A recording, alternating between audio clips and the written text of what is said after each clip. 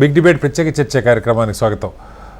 ఈరోజు మహారాష్ట్రతో పాటుగా జార్ఖండ్ రెండవ దశ పోలింగ్ పూర్తయింది. రెండు రాష్ట్రాల అసెంబ్లీకి అటు 288 స్థానాల మహారాష్ట్ర అసెంబ్లీకి ఒకే దఫా పోలింగ్ పూర్తయింది. దాదాపు 72% పోలింగ్ నమోదైనట్టుగా వార్తలు వస్తూ ఉన్నాయి.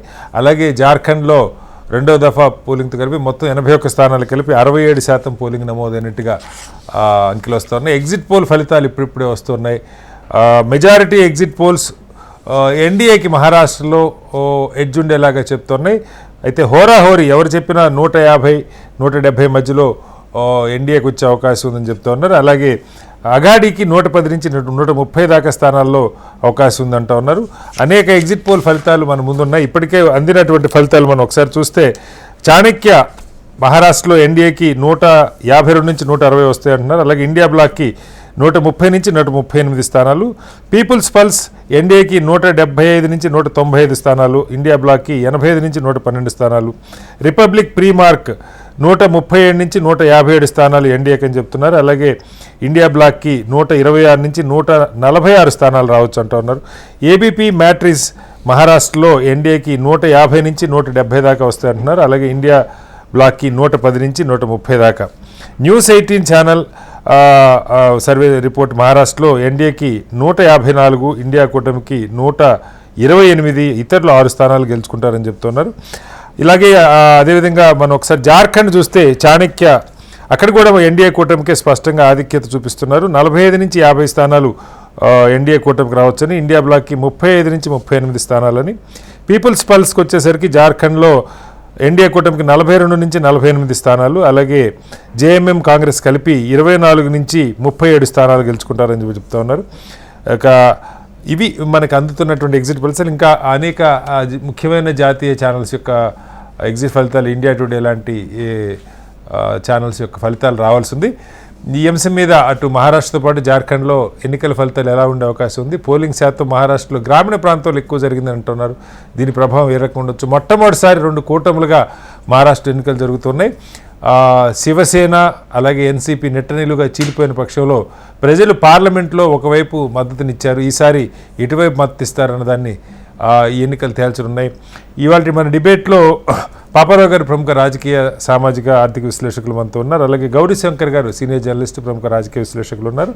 అలాగే కె రవికుమార్ గారు ప్రముఖ ఎన్నికల విశ్లేషకులు, వారు కూడా మనతో జాయిన్ అవుతారు. అమర్నాథ్ గారు భారతీయ జనతా పార్టీ నాయకులు మనతో ఆల్రెడీ జాయిన్ అయి ఉన్నారు. మరి కాసేపట్లో చరణ్ కౌశిక్ యాదవ్ కాంగ్రెస్ పార్టీ నాయకులు కూడా మనతో జాయిన్ అవుతారు.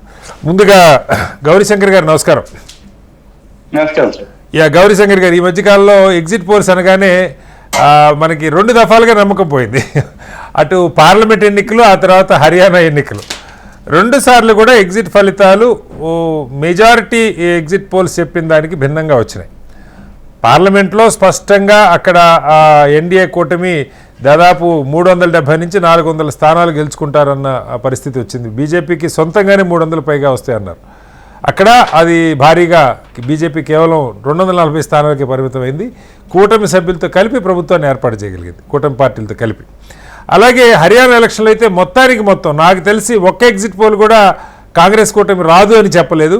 స్పష్టమైన మెజార్టీతో అక్కడ బీజేపీ గెలవడం జరిగింది హర్యానాలో.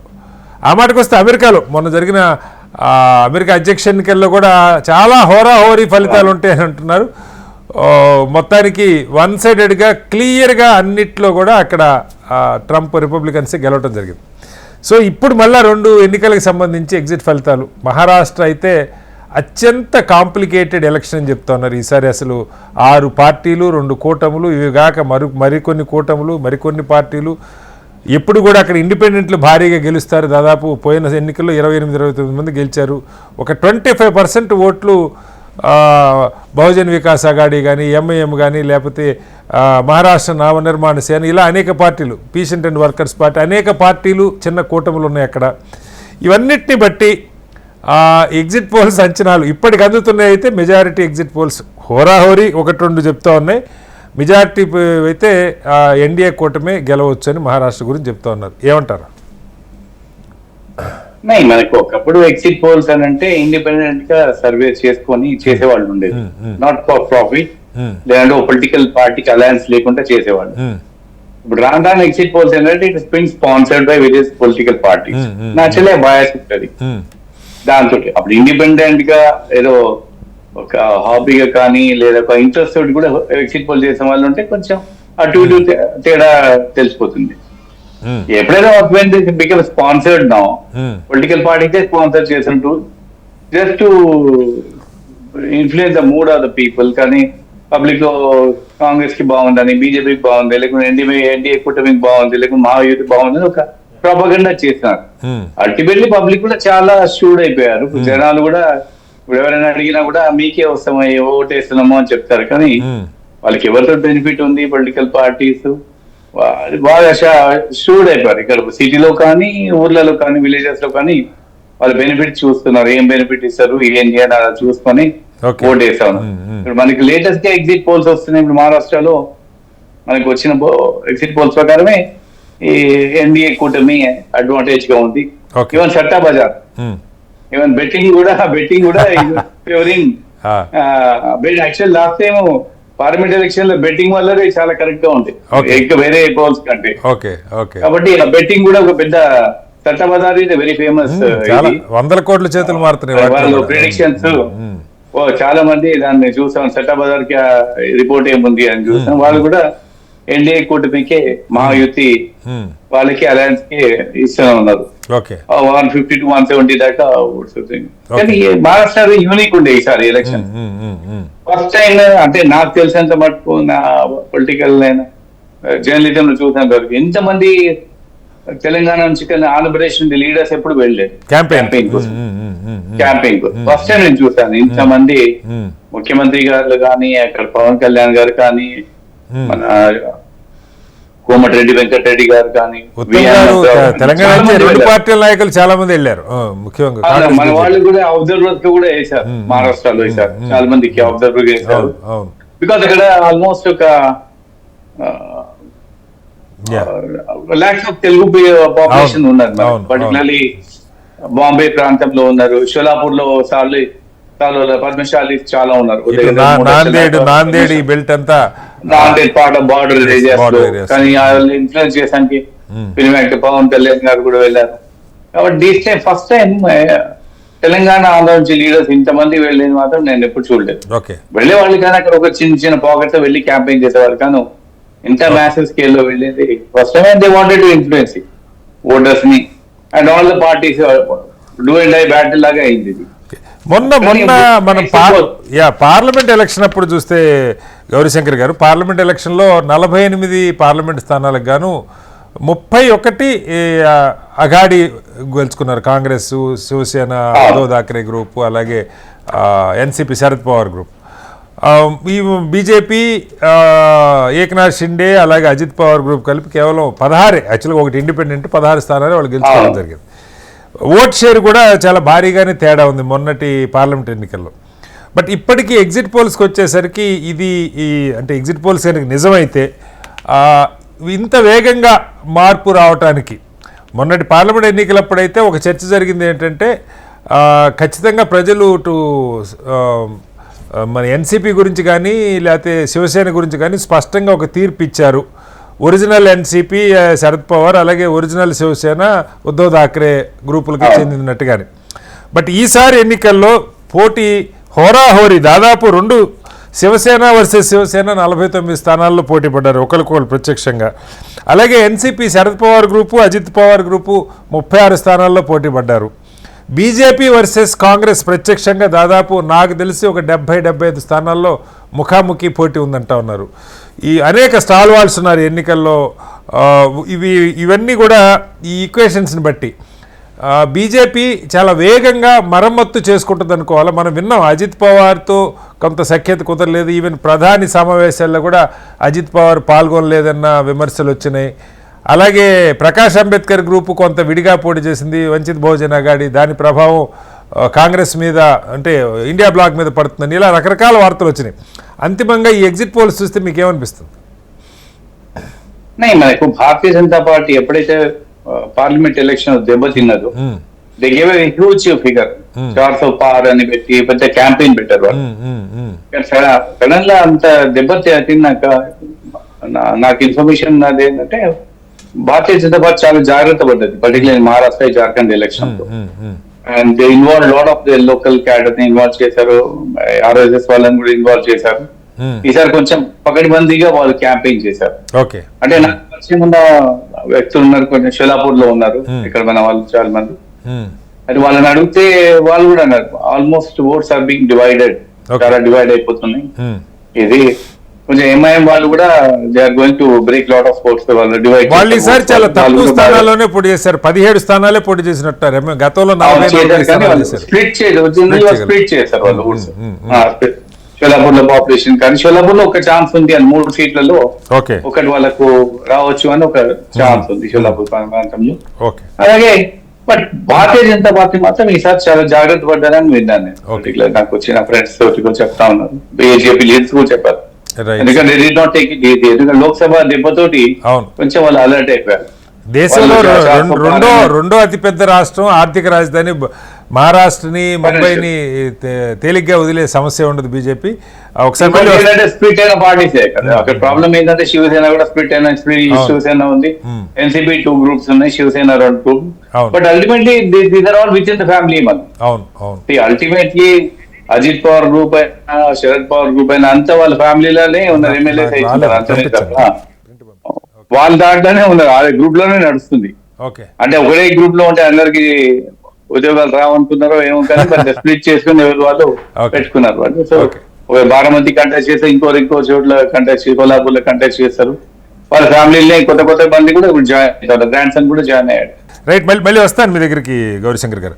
పాపారావు గారు, ఈ మనకి ఎగ్జిట్ పోల్స్లో మనకు వచ్చిన ట్రెండ్స్ని బట్టి ఏదైతే ఒక యాంటిసిపేషన్ ఉందో, ఇండిపెండెన్స్ దాదాపు ఒక 25 నుంచి 30 స్థానాల దాకా గెలుస్తారనుకున్నవి అవి ఎక్కడ రిఫ్లెక్ట్ కావట్లా మన ఎగ్జిట్ పోల్స్లో. 1-2 ఎగ్జిట్ పోల్స్ 2 నుంచి 6 స్థానాలు గెలుస్తారంటూ ఉన్నారు. ఏంటి ప్రజలు ఈ 2 కూటముల మధ్య పోలరైజేషన్ జరిగిందనుకోవాలా? అట్లాగే ఈ ఎవరైతే ఈ మనోజ్ జరాంగి అన్నాడు, మరాఠా గ్రూప్, మరాఠా రిజర్వేషన్స్ కోసం ఫైట్ చేస్తూ ముఖ్యంగా విదర్భ, మరాఠవాడ ప్రాంతాల్లో బాగా పట్టున్నటువంటి లీడర్, వాళ్ళు పోటీ చేయలేదు కానీ వాళ్ళు అక్కడున్న ఈ మహాయుతి కూటమికి చాలా వ్యతిరేకంగా ఉన్నారన్న వార్తలు వస్తూ ఉన్నాయి. ఇవన్నీ పనిచేయనట్ట ఎగ్జిట్ పోల్స్ ప్రకారం? అంటే ఎగ్జిట్ పోల్స్ మీద అనాలిసిస్ చేసుకుంటే మనం ఆఖరికి మనకి అది కొంచెం ఇబ్బందికరంగా మారుతాం. ఎగ్జిట్ పోల్స్ మీద కాకుండా జనరల్ గా మాట్లాడుకుంటాం. అంటే ఎగ్జిట్ పోల్స్ సరే ఇచ్చే అభిప్రాయం ఇచ్చి దాన్ని బేస్ చేసుకుని మనం ముందుకెళ్లేదానికంటే కూడా దాంతో పాటుగా అదనంగా మనం జనరల్ పరిశీలన, అంటే సాధ్యాసాధ్యాలు, ప్రాక్టికల్ గా మనుషుల స్వభావాలు ఎలా ఉంటాయి, ఓటింగ్ ప్యాటర్న్ ఎలా జరుగుతుంది అని మాట్లాడుకోకపోతే ఎగ్జిట్ ప్యాటర్న్స్ ప్రకారం పోతే ప్రతిసారి ఇబ్బందికరంగా మనకే రెండో వాళ్ళకి చెప్పుకోవడానికి లేకుండా అవుతుంది. కాబట్టి జనరల్ గా ఎగ్జిట్ పోల్స్ ని కాసేపు పక్కన పెట్టేసి నేను చెప్పేది ఏంటంటే, ఇక్కడ మామూలుగా ఏంటంటే ఈరోజు లాస్ట్ ఎలక్షన్ కి నిన్న ఎవరో అంటున్నారు, ఇది బీజేపీ బాగా నేర్చుకుంది ఈ గేమ్ ని బాగా కాంగ్రెస్ ఓడించే గేమ్ లో అది మాస్టీ సంపాదించింది అనేది. సరే, అది ఏదైనా కానీ ఏంటంటే ఈరోజు ప్రధానంగా మహారాష్ట్రలోనైనా ఎక్కడైనా ఈ దేశంలో ఇది నెంబర్ గేమ్. ఈ నెంబర్ గేమ్ లో చిన్న పార్టీల పాత్ర అనేది ఈ రోజు మళ్ళీ మహారాష్ట్రలో చాలా పెద్ద పాత్ర కాబోతుంది. ఇందాక మీరు చెప్పినట్లుగా ఎంఐఎం 17 సీట్లు అంటున్నారు, కానీ 14 అన్నారు, 16 అన్నారు, రకరకాలుగా రాశారు. ఏదైనా 16, 17 ఏదైనా కానీ ఏంటంటే ఎంఐఎం పోటీ అనేది గతసారి కంటే తగ్గింది. 44 సీట్లు పోటీ చేసిన కంటే తగ్గించారు. తగ్గించిన తర్వాత ఇక్కడ మరి బహుశా ఎందుకు తగ్గారనేది వాళ్ళ మీద బ్లేమ్ కూడా ఉంది. వీళ్ళు బీజేపీకి ఓట్లు చేర్చడంలో హెల్ప్ చేస్తున్నారనే బ్లేమ్ దృష్ట్యా అట్లా మరి దాని అది కానీ, లేకపోతే ఈసారి పరిమితంగా సీట్లు గెలుచుకుంటే మహారాష్ట్రలో వాళ్ళు ఇండియా కూటమితో కలవాలని ప్రయత్నం చేశారు, కానీ అది సాధ్యం కాలేదు. విడిగా పోటీ చేశారు. బహుశా కొంత సయోధ్యతోటి తక్కువ స్థానాల్లో పోటీ చేసి ఉండొచ్చు లేదు కాబట్టి. యా పాపారావు గారు, మీ వాయిస్ ఫ్రీజ్ అయింది పాపారావు గారు. మనతో రవికుమార్ గారు కూడా జాయిన్ అయ్యారు, ఎన్నికల విశ్లేషకులు, సెఫాలజిస్ట్. రవికుమార్ గారు నమస్కారం. హలో రవికుమార్ గారు, మ్యూట్లో ఉన్నారు, ఒకసారి అన్మ్యూట్ చేయండి రవికుమార్ గారు. హలో రవికుమార్ గారు, నా వాయిస్ వినపడుతుందా? రవికుమార్ గారు మ్యూట్లో ఉన్నట్టున్నారు, ఒకసారి అన్మ్యూట్ చేయండి. యా, రవికుమార్ గారి దగ్గరికి కూడా మళ్ళీ వస్తాను. వస్తున్నాను ఇప్పుడు. అది ఇప్పుడు వస్తుంది, చెప్పండి సార్.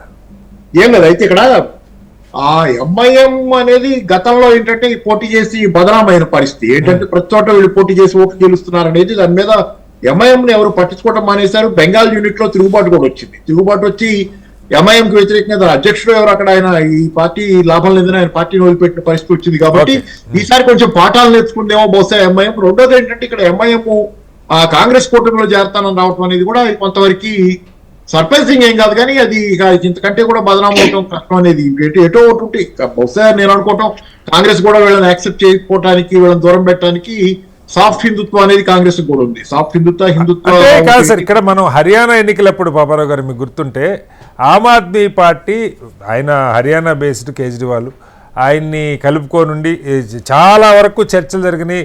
5-10 సీట్లకు కూడా సిద్ధపడ్డ పరిస్థితి. మొత్తంగా ఆ పొత్తు కుదరలేదు. అలాగే కొంత సెల్జా వర్గాన్ని దూరం పెట్టారు.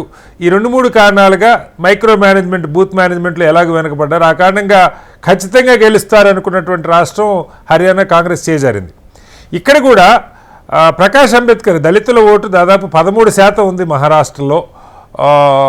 వంచిత్ బహుజన్ అఘాడీని కలుపుకోవటంలో మరి సీట్ల సర్దుబాటు కుదరలేదా, ఆ ఓటు ఏమన్నా చీలిందా? ఎందుకంటే ఈ కూటములన్నీ ఇటు మహారాష్ట్ర నవనిర్మాణ సేన చీల్చిన, వంచిత్ బహుజన్ అఘాడీ చీల్చిన, వేరే ఎవరు చీల్చినా ప్రధానంగా అది మహావికాస్ అఘాడీకే ఎక్సెప్ట్ ఈ మరాఠవాడ ఓటు చీల్తే తప్ప మరాఠా ఓటు చీల్తే తప్ప మిగతా ఇది కూడా మహాయుతికి నష్టం కలిగే పరిస్థితి లేదు. కానీ ఈ కూటముల్ని కలుపుకోవటంలో మహావికాస్ అఘాడీ కాస్త వెనకబడింది అనుకోవాలా, ఎలా అర్థం చేసుకోవాలి? అంటే ఈసారి హర్యానా నుంచి పాఠం నేర్చుకున్నట్లు ఉన్నారు. కానీ ఎంఐఎం విషయంలో వాళ్ళకి ఎవరికైనా ప్రత్యేకమైన భయం ఏంటంటే ఎంఐఎం తో కలిస్తే హిందూ ఓట్లు పోతాయి అనేది కొంచెం. ఎందుకంటే నేను ఇందాకే చెబుతున్నా కదా, అది సాఫ్ట్ హిందుత్వం అనేది కాంగ్రెస్ కూడా కాదనగలిగింది కాదు. ఎన్నికల ముందు రాహుల్ గాంధీ కూడా గొళ్ళకి కోళ్ళకి పోతుంటారు కదా, ప్రత్యేకంగా ఆ టైంలోనే కొంచెం యాక్టివ్ అవుతారు అట్లాంటి విషయాల్లో. కాబట్టి సాఫ్ట్ హిందుత్వం ఉన్న వాళ్ళు ఎంఐఎం ని కలుపుకొని మళ్ళీ యాంటీ హిందూ అయ్యేది వాళ్ళు వచ్చేసింది. ఇప్పుడు మీరు ఎంత కాదన్నా ఎన్నికల దీనిలో రంగంలో కానీ సమాజంలో కానీ ఏంటంటే కొంత ఆ చిరికో లేకపోతే ఆ రకమైనటువంటి అగాధం వచ్చింది. దాన్ని ఓట్ల దగ్గరికి వచ్చేసరికి దాన్ని ఎవరు కాదనుకోలేరు కదా. ఓట్లు 80% ఓట్లు నోబడి కండినాయి. ఆఖరికి ఆమ్ ఆద్మీ పార్టీ కూడా ఎన్ని మాట్లాడినా ఆమ్ ఆద్మీ పార్టీ కేజ్రీవాల్ కూడా గుళ్ళు గోపురాలు అంటే అది ఓకే, దాని గురించి కాదు సరే. అది బట్ కలుపుకోలేదు. ఆమ్ ఆద్మీ పార్టీని అక్కడ కలుపుకోవడంలో విఫలం చెందారు హర్యానాలో. నేనంటుంది ప్రత్యేకంగా ఏంటంటే గుళ్ళకెళ్ళటం వీటి విషయంలో ఎవరు ఇప్పుడు ఈ రోజు ఒక కమ్యూనిస్టులు కూడా మొన్న ఏదో మార్పు చేశారు అని అంటున్నారు. కమ్యూనిస్టులు సిపిఎం కూడా మతానికి వ్యతిరేకంగా వద్దని అనుకున్నది అనేది ఒకటి వచ్చింది వార్త. అది ఎంతవరకు ఏదో తర్వాత చూడొచ్చు. కానీ ఏదేమైనా ఏంటంటే మెజారిటీ జనాలకు వ్యతిరేకంగా పోయే వాతావరణం అయితే ఉండదు. కాబట్టి ఆ వాతావరణంలోనే ఇప్పుడు ఎంఐఎం ఎందుకు కలుపుకోవాలి అన్నట్లుగా కాంగ్రెస్ పార్టీ నిర్ణయం తీసుకుంటే అది పెద్ద ఆశ్చర్యం కాదు. తర్వాత ఇంకోటి ఏంటంటే మీరు అన్నట్లు కాంగ్రెస్ కి అసలు పెద్ద ప్రాంతీయ పార్టీ అనే విషయాన్ని మర్చిపోతుంది. కాంగ్రెస్ పార్టీ తాను పెద్ద ప్రాంతీయ పార్టీ అనే విషయాన్ని పూర్తిగా మర్చిపోయింది. మర్చిపోయి ప్రతిసారి ఇదేదో అంటారు కదా మామూలు మ్యానిక్ డిప్రెసివ్ ఇల్నెస్ అని. మ్యానిక్ డిప్రెసివ్ అంటే ఒకసారి పైకి లభిస్తారు, చాలా సంతోషంగా ఓవర్ కాన్ఫిడెంట్ ఉంటారు, లేకపోతేనే కుక్కబడిపోయి ఇదే పరిస్థితి కాంగ్రెస్ పార్టీకి. అయితేనేమో ఎక్కడైనా ఒక ఎలక్షన్ గెలవగానే మహారాష్ట్ర మొన్న ఛత్తీస్గఢ్, రాజస్థాన్, మధ్యప్రదేశ్ గెలవగానే ఉత్సాహం తట్టుకోలేక జార్ఖండ్ లో నాశనం చేసుకున్నారు. జార్ఖండ్ కాదు సారీ హర్యానాలో నాశనం చేసుకున్నారు. ఎలక్షన్ పోగొట్టుకున్నారు. అయిపోయింది ఆ కథ అయిపోయిన తర్వాత ఇప్పుడు మళ్ళీ అంటే అదే తగ్గట్ల కాంగ్రెస్ పార్టీకి. ఎందుకంటే కర్ణాటకలో గతంలో ఒకసారి ఎన్నికల్లో మీరు డయాస్ చూస్తే పెద్ద డయాస్ మీద వీళ్ళందరూ ఉన్నారు నాయకులు, సోనియా గాంధీతో సహా సమస్త పార్టీల నాయకులు ఉన్నారు దాని మీద డయాస్ మీద. ఆ సీన్ చూసిన రోజే నేను కామెంట్ చేశాను, ఇదేదో పెద్ద కాంగ్రెస్ పార్టీ ఒక పెద్ద ప్రాంతీయ పార్టీ అయింది అనేది. దేశంలో అన్నిటికంటే పెద్ద ప్రాంతీయ పార్టీ కాంగ్రెస్ పార్టీ. ఆ విషయాన్ని వాళ్ళు మర్చిపోతే గనక వాళ్ళకి ఉంటుంది ఏదైనా సమస్య. మనతో రవికుమార్ గారు కూడా జాయిన్ అయ్యారు. రవికుమార్ గారు నమస్కారం. రవికుమార్ గారు, మీకు ఎన్నికల విశ్లేషణలో ఈ సర్వేల్లో అనుభవం ఉంది. గత 2 ఎన్నికల్లో జనరల్ ఎలక్షన్ కానీ మొన్న హర్యానాలో కానీ ఎగ్జిట్ పోల్స్ దారుణంగా దెబ్బతిన్నాయి. ఒక విమర్శ ఏంటంటే ఎగ్జిట్ పోల్ లాగా చేయటం లేదు, నెలల తరబడి ఒపీనియన్ పోల్స్ వీటన్నిటిని కన్సాలిడేట్ చేసి తొందరగా పోలింగ్ అయిపోయిన మరుక్షణం ఫలితాలు ఎగ్జిట్ పోల్స్ ఇవ్వాలన్న ఒక ఆతృతో, లేదంటే పార్టీలు స్పాన్సర్ చేస్తున్న తీరు ఏదో తెలియదు కానీ కొంత గతంలో ఖరాఖండిగా వచ్చాయి, ఎగ్జాక్ట్ పోల్స్గా వచ్చాయి. ఇప్పుడు అది కనపట్లేదు. బట్ ఈసారి కూడా ఇప్పటికే నాకంతున్న సమాచారం ప్రకారం ఒక 2 ఎగ్జిట్ పోల్స్ ఏమో లోక్ నీతి, పీపుల్స్ మార్గ్ ఈ 2 ఇండియా బ్లాక్కి కొంత ఎడ్జ్ చూపిస్తున్నాయి. వేరాజ్ మిగతావన్నీ కూడా మహారాష్ట్రకి సంబంధించి మహాయుతి కూటమికే స్పష్టంగా ఆధిక్యత రావచ్చు. హోరాహోరీ ఉన్నప్పటికీ ఆధిక్యత 150 నుంచి 170 దాకా కూడా రావచ్చు అని చెప్తున్నారు. మ్యాజిక్ మార్క్ అక్కడ 145. ఏం చెప్తారు రవికుమార్ గారు? ఇక్కడ బీజేపీకి అనుకూలమైన వాతావరణం ఉందనేది చాలా సర్వే సంస్థలు చెప్తున్నా కూడా జనరల్ గా నిన్న మేము ఇచ్చిన డేటా ప్రకారం ఏంటంటే 151 స్థానాల్లో కాంగ్రెస్ ఇండియా కూటమి ఫేవరబుల్ గా ఉండేది నిన్నటి వరకు. ఓకే. అయితే 30 స్థానాల్లో కాంగ్రెస్ బీజేపీ మధ్య జరిగిన ఓరాహోరీ పోటీలో ఆ 30 స్థానాల్లో ఎవరు లీడ్ తీసుకుంటారనే దాని మీద రేపు ఎవరు గెలవబోతున్నారు అనేది తెలుస్తుంది. అయితే మీరు ఇందాక ఒక చక్కని మాట అన్నారు, ప్రీ పోల్ సర్వేలు చెప్తే ఒక అర్థం ఉంటుందేమో కానీ ఎగ్జిట్ పోల్ రోజు కూడా కరెక్ట్ గా చెప్పకపోతే ఆ సర్వే సంస్థ దెబ్బతింటదనే విషయం అనేది మనం మర్చిపోకూడదు. అవును. అయితే ఇక్కడ ఎస్పెషల్లీ ముంబై కొంకన్ ఏరియాలో ఏదైతే ఉందో తానే ఏరియాలో ఓకే అక్కడ మీరు పోలింగ్ పర్సెంటేజ్ చూస్తే చాలా విచిత్రంగా 58% కి ఇప్పటి వరకు నమోదైంది. ఇంకా క్యూలో ఎంతమంది ఉన్నారో మనకు తెలియదు. వేరే మీరు రూరల్ పాయింట్స్ కి వచ్చేటప్పటికి విదర్భ గానీ లేకపోతే రిమైనింగ్ ప్రాంతాలు మరట్వాడ ప్రాంతాలు గానీ వీటి నార్త్ మహారాష్ట్ర గానీ ఈ ప్రాంతాల్లో చూసుకుంటే పోలింగ్ పర్సెంటేజ్ అనేది గణనీయంగా పెరిగింది. ఓకే. సో ఆ పర్సెంటేజ్ ఎక్కడైతే పెరిగిందో వీళ్ళు ఏమనుకుంటారు అని అంటే గతంలో కూడా మనం ఎన్నో ఎలక్షన్స్ ని విశ్లేషణ చేసేటప్పుడు మీకు చాలా క్లియర్ గా చెప్పా. అవును. ఏదైతే మహిళా ఓటర్లని అనుకూలంగా పెట్టే పథకాలన్నీ కూడా వాళ్ళ ఓటర్లుగా చూడడం అనేది కరెక్ట్ కాదు అనేది మనం అనుకున్నాము. మొన్న హర్యానా ఎలక్షన్స్ అప్పుడు కూడా మీరు నేను డిస్కషన్ లో మీకు క్లియర్ గా నేను చెప్పాను బీజేపీ గెలుస్తుందని కూడా మనం చెప్పాము. అయితే ఇక్కడ వాస్తవం గ్రహించాలి ఏంటంటే ఏదైతే బీజేపీ ఆశలు పెట్టుకుందో మాజీ మహిళలు నడికి ప్రోగ్రామ్ ఏదైతే 1500 నుండి 2100 రూపాయలు అనేది 21 ఏళ్ల నుండి ఉన్న మహిళలకు ఇస్తామని చెప్పుకుందో అది మహిళా ఓటర్లు చాలా ఎక్కువ సంఖ్యలో ప్రాధాన్యం చూపిస్తారు కాబట్టి వాళ్ళ మీద హోప్స్ పెట్టుకున్న మాట వాస్తవం. అయితే అది ఇప్పుడు తీసుకున్న నిర్ణయం అంటే లోక్సభ ఎన్నికల్లో బీజేపీకి చేదు ఫలితాలు వచ్చిన తర్వాత హుటాహుటి ఆ ప్రోగ్రామ్ ని లాంచ్ చేసి ఒక 6 నెలల పాటు ఆ ప్రోగ్రామ్ వరకు రన్ చేశారు, ఇంప్లిమెంట్ చేశారు. సో వేరే కాంగ్రెస్ కు వచ్చేటప్పటికి ఏంటంటే సూపర్ 6 ఫార్ములా ప్రకారం కర్ణాటక పక్కనున్న తెలంగాణ రాష్ట్రాల్లో కూడా మేము ఇస్తున్నామని చెప్పి వాళ్ళు ఇక్కడున్న తెలంగాణ సీఎం రేవంత్ రెడ్డి గారు కానీ కర్ణాటక టీం కూడా విస్తృతంగా ప్రచారం చేస్తుందనేది మనందరికీ తెలుస్తుంది. అయితే ఇక్కడ కర్ణాటక బోర్డర్ కానీ తెలంగాణ బోర్డర్ తో కూడా చాలా జిల్లాలు మహారాష్ట్రకి లింక్ అయి ఉన్నాయనే విషయం అనేది మనం మర్చిపోకూడదు. అయితే వేరే ఇక్కడ అర్బన్ ఓటర్స్ తాలూకా శైలి అనేది పూర్తిగా బీజేపీకి అనుకూలంగా ఉందా లేదనేది ఈ రోజు మనం పోలింగ్ పర్సెంటేజ్ చూస్తే మనకు కొంత నిజంగా చెప్పాలి అంటే ఆ తక్కువ పోలింగ్ శాతం కూడా ఏంటంటే కొంత ఆశ్చర్యానికి గురి చేస్తుంది. ఏదైతే 30 సీట్లు ఎప్పుడూ లేదు బాంబే సిటీ కొంకన్ తానే ఇక్కడ ఈ కొంకన్ తానే ప్రాంతం అంతా కూడా ఏంటంటే శివసేన స్ప్లిట్ ఏదైతే ఉందో షిండే చాలా ప్రాబల్యం ఉన్న నాయకుడు. అయితే షిండే తనతో పాటు చాలా ఇంపార్టెంట్ లీడర్షిప్ ను కూడా శివసేనకు తీసుకుపోయాడు కాబట్టి నిజంగా కొంత ప్రాబల్యం చూపిస్తాడు అనేది అందరూ అనుకుంటున్నారు. బట్ ఇక్కడ ఒక విషయం మనం మర్చిపోకూడదు ఏంటంటే 2019లో ఏదైతే ఉద్ధవ్ ఠాక్రే బీజేపీ కలిసి పోటీ చేశాయో ఇప్పుడు అదే ఉద్ధవ్ ఠాక్రే కాంగ్రెస్ కూటమిలో ఉన్నాడన్న విషయం అనేది మనం మర్చిపోకూడదు.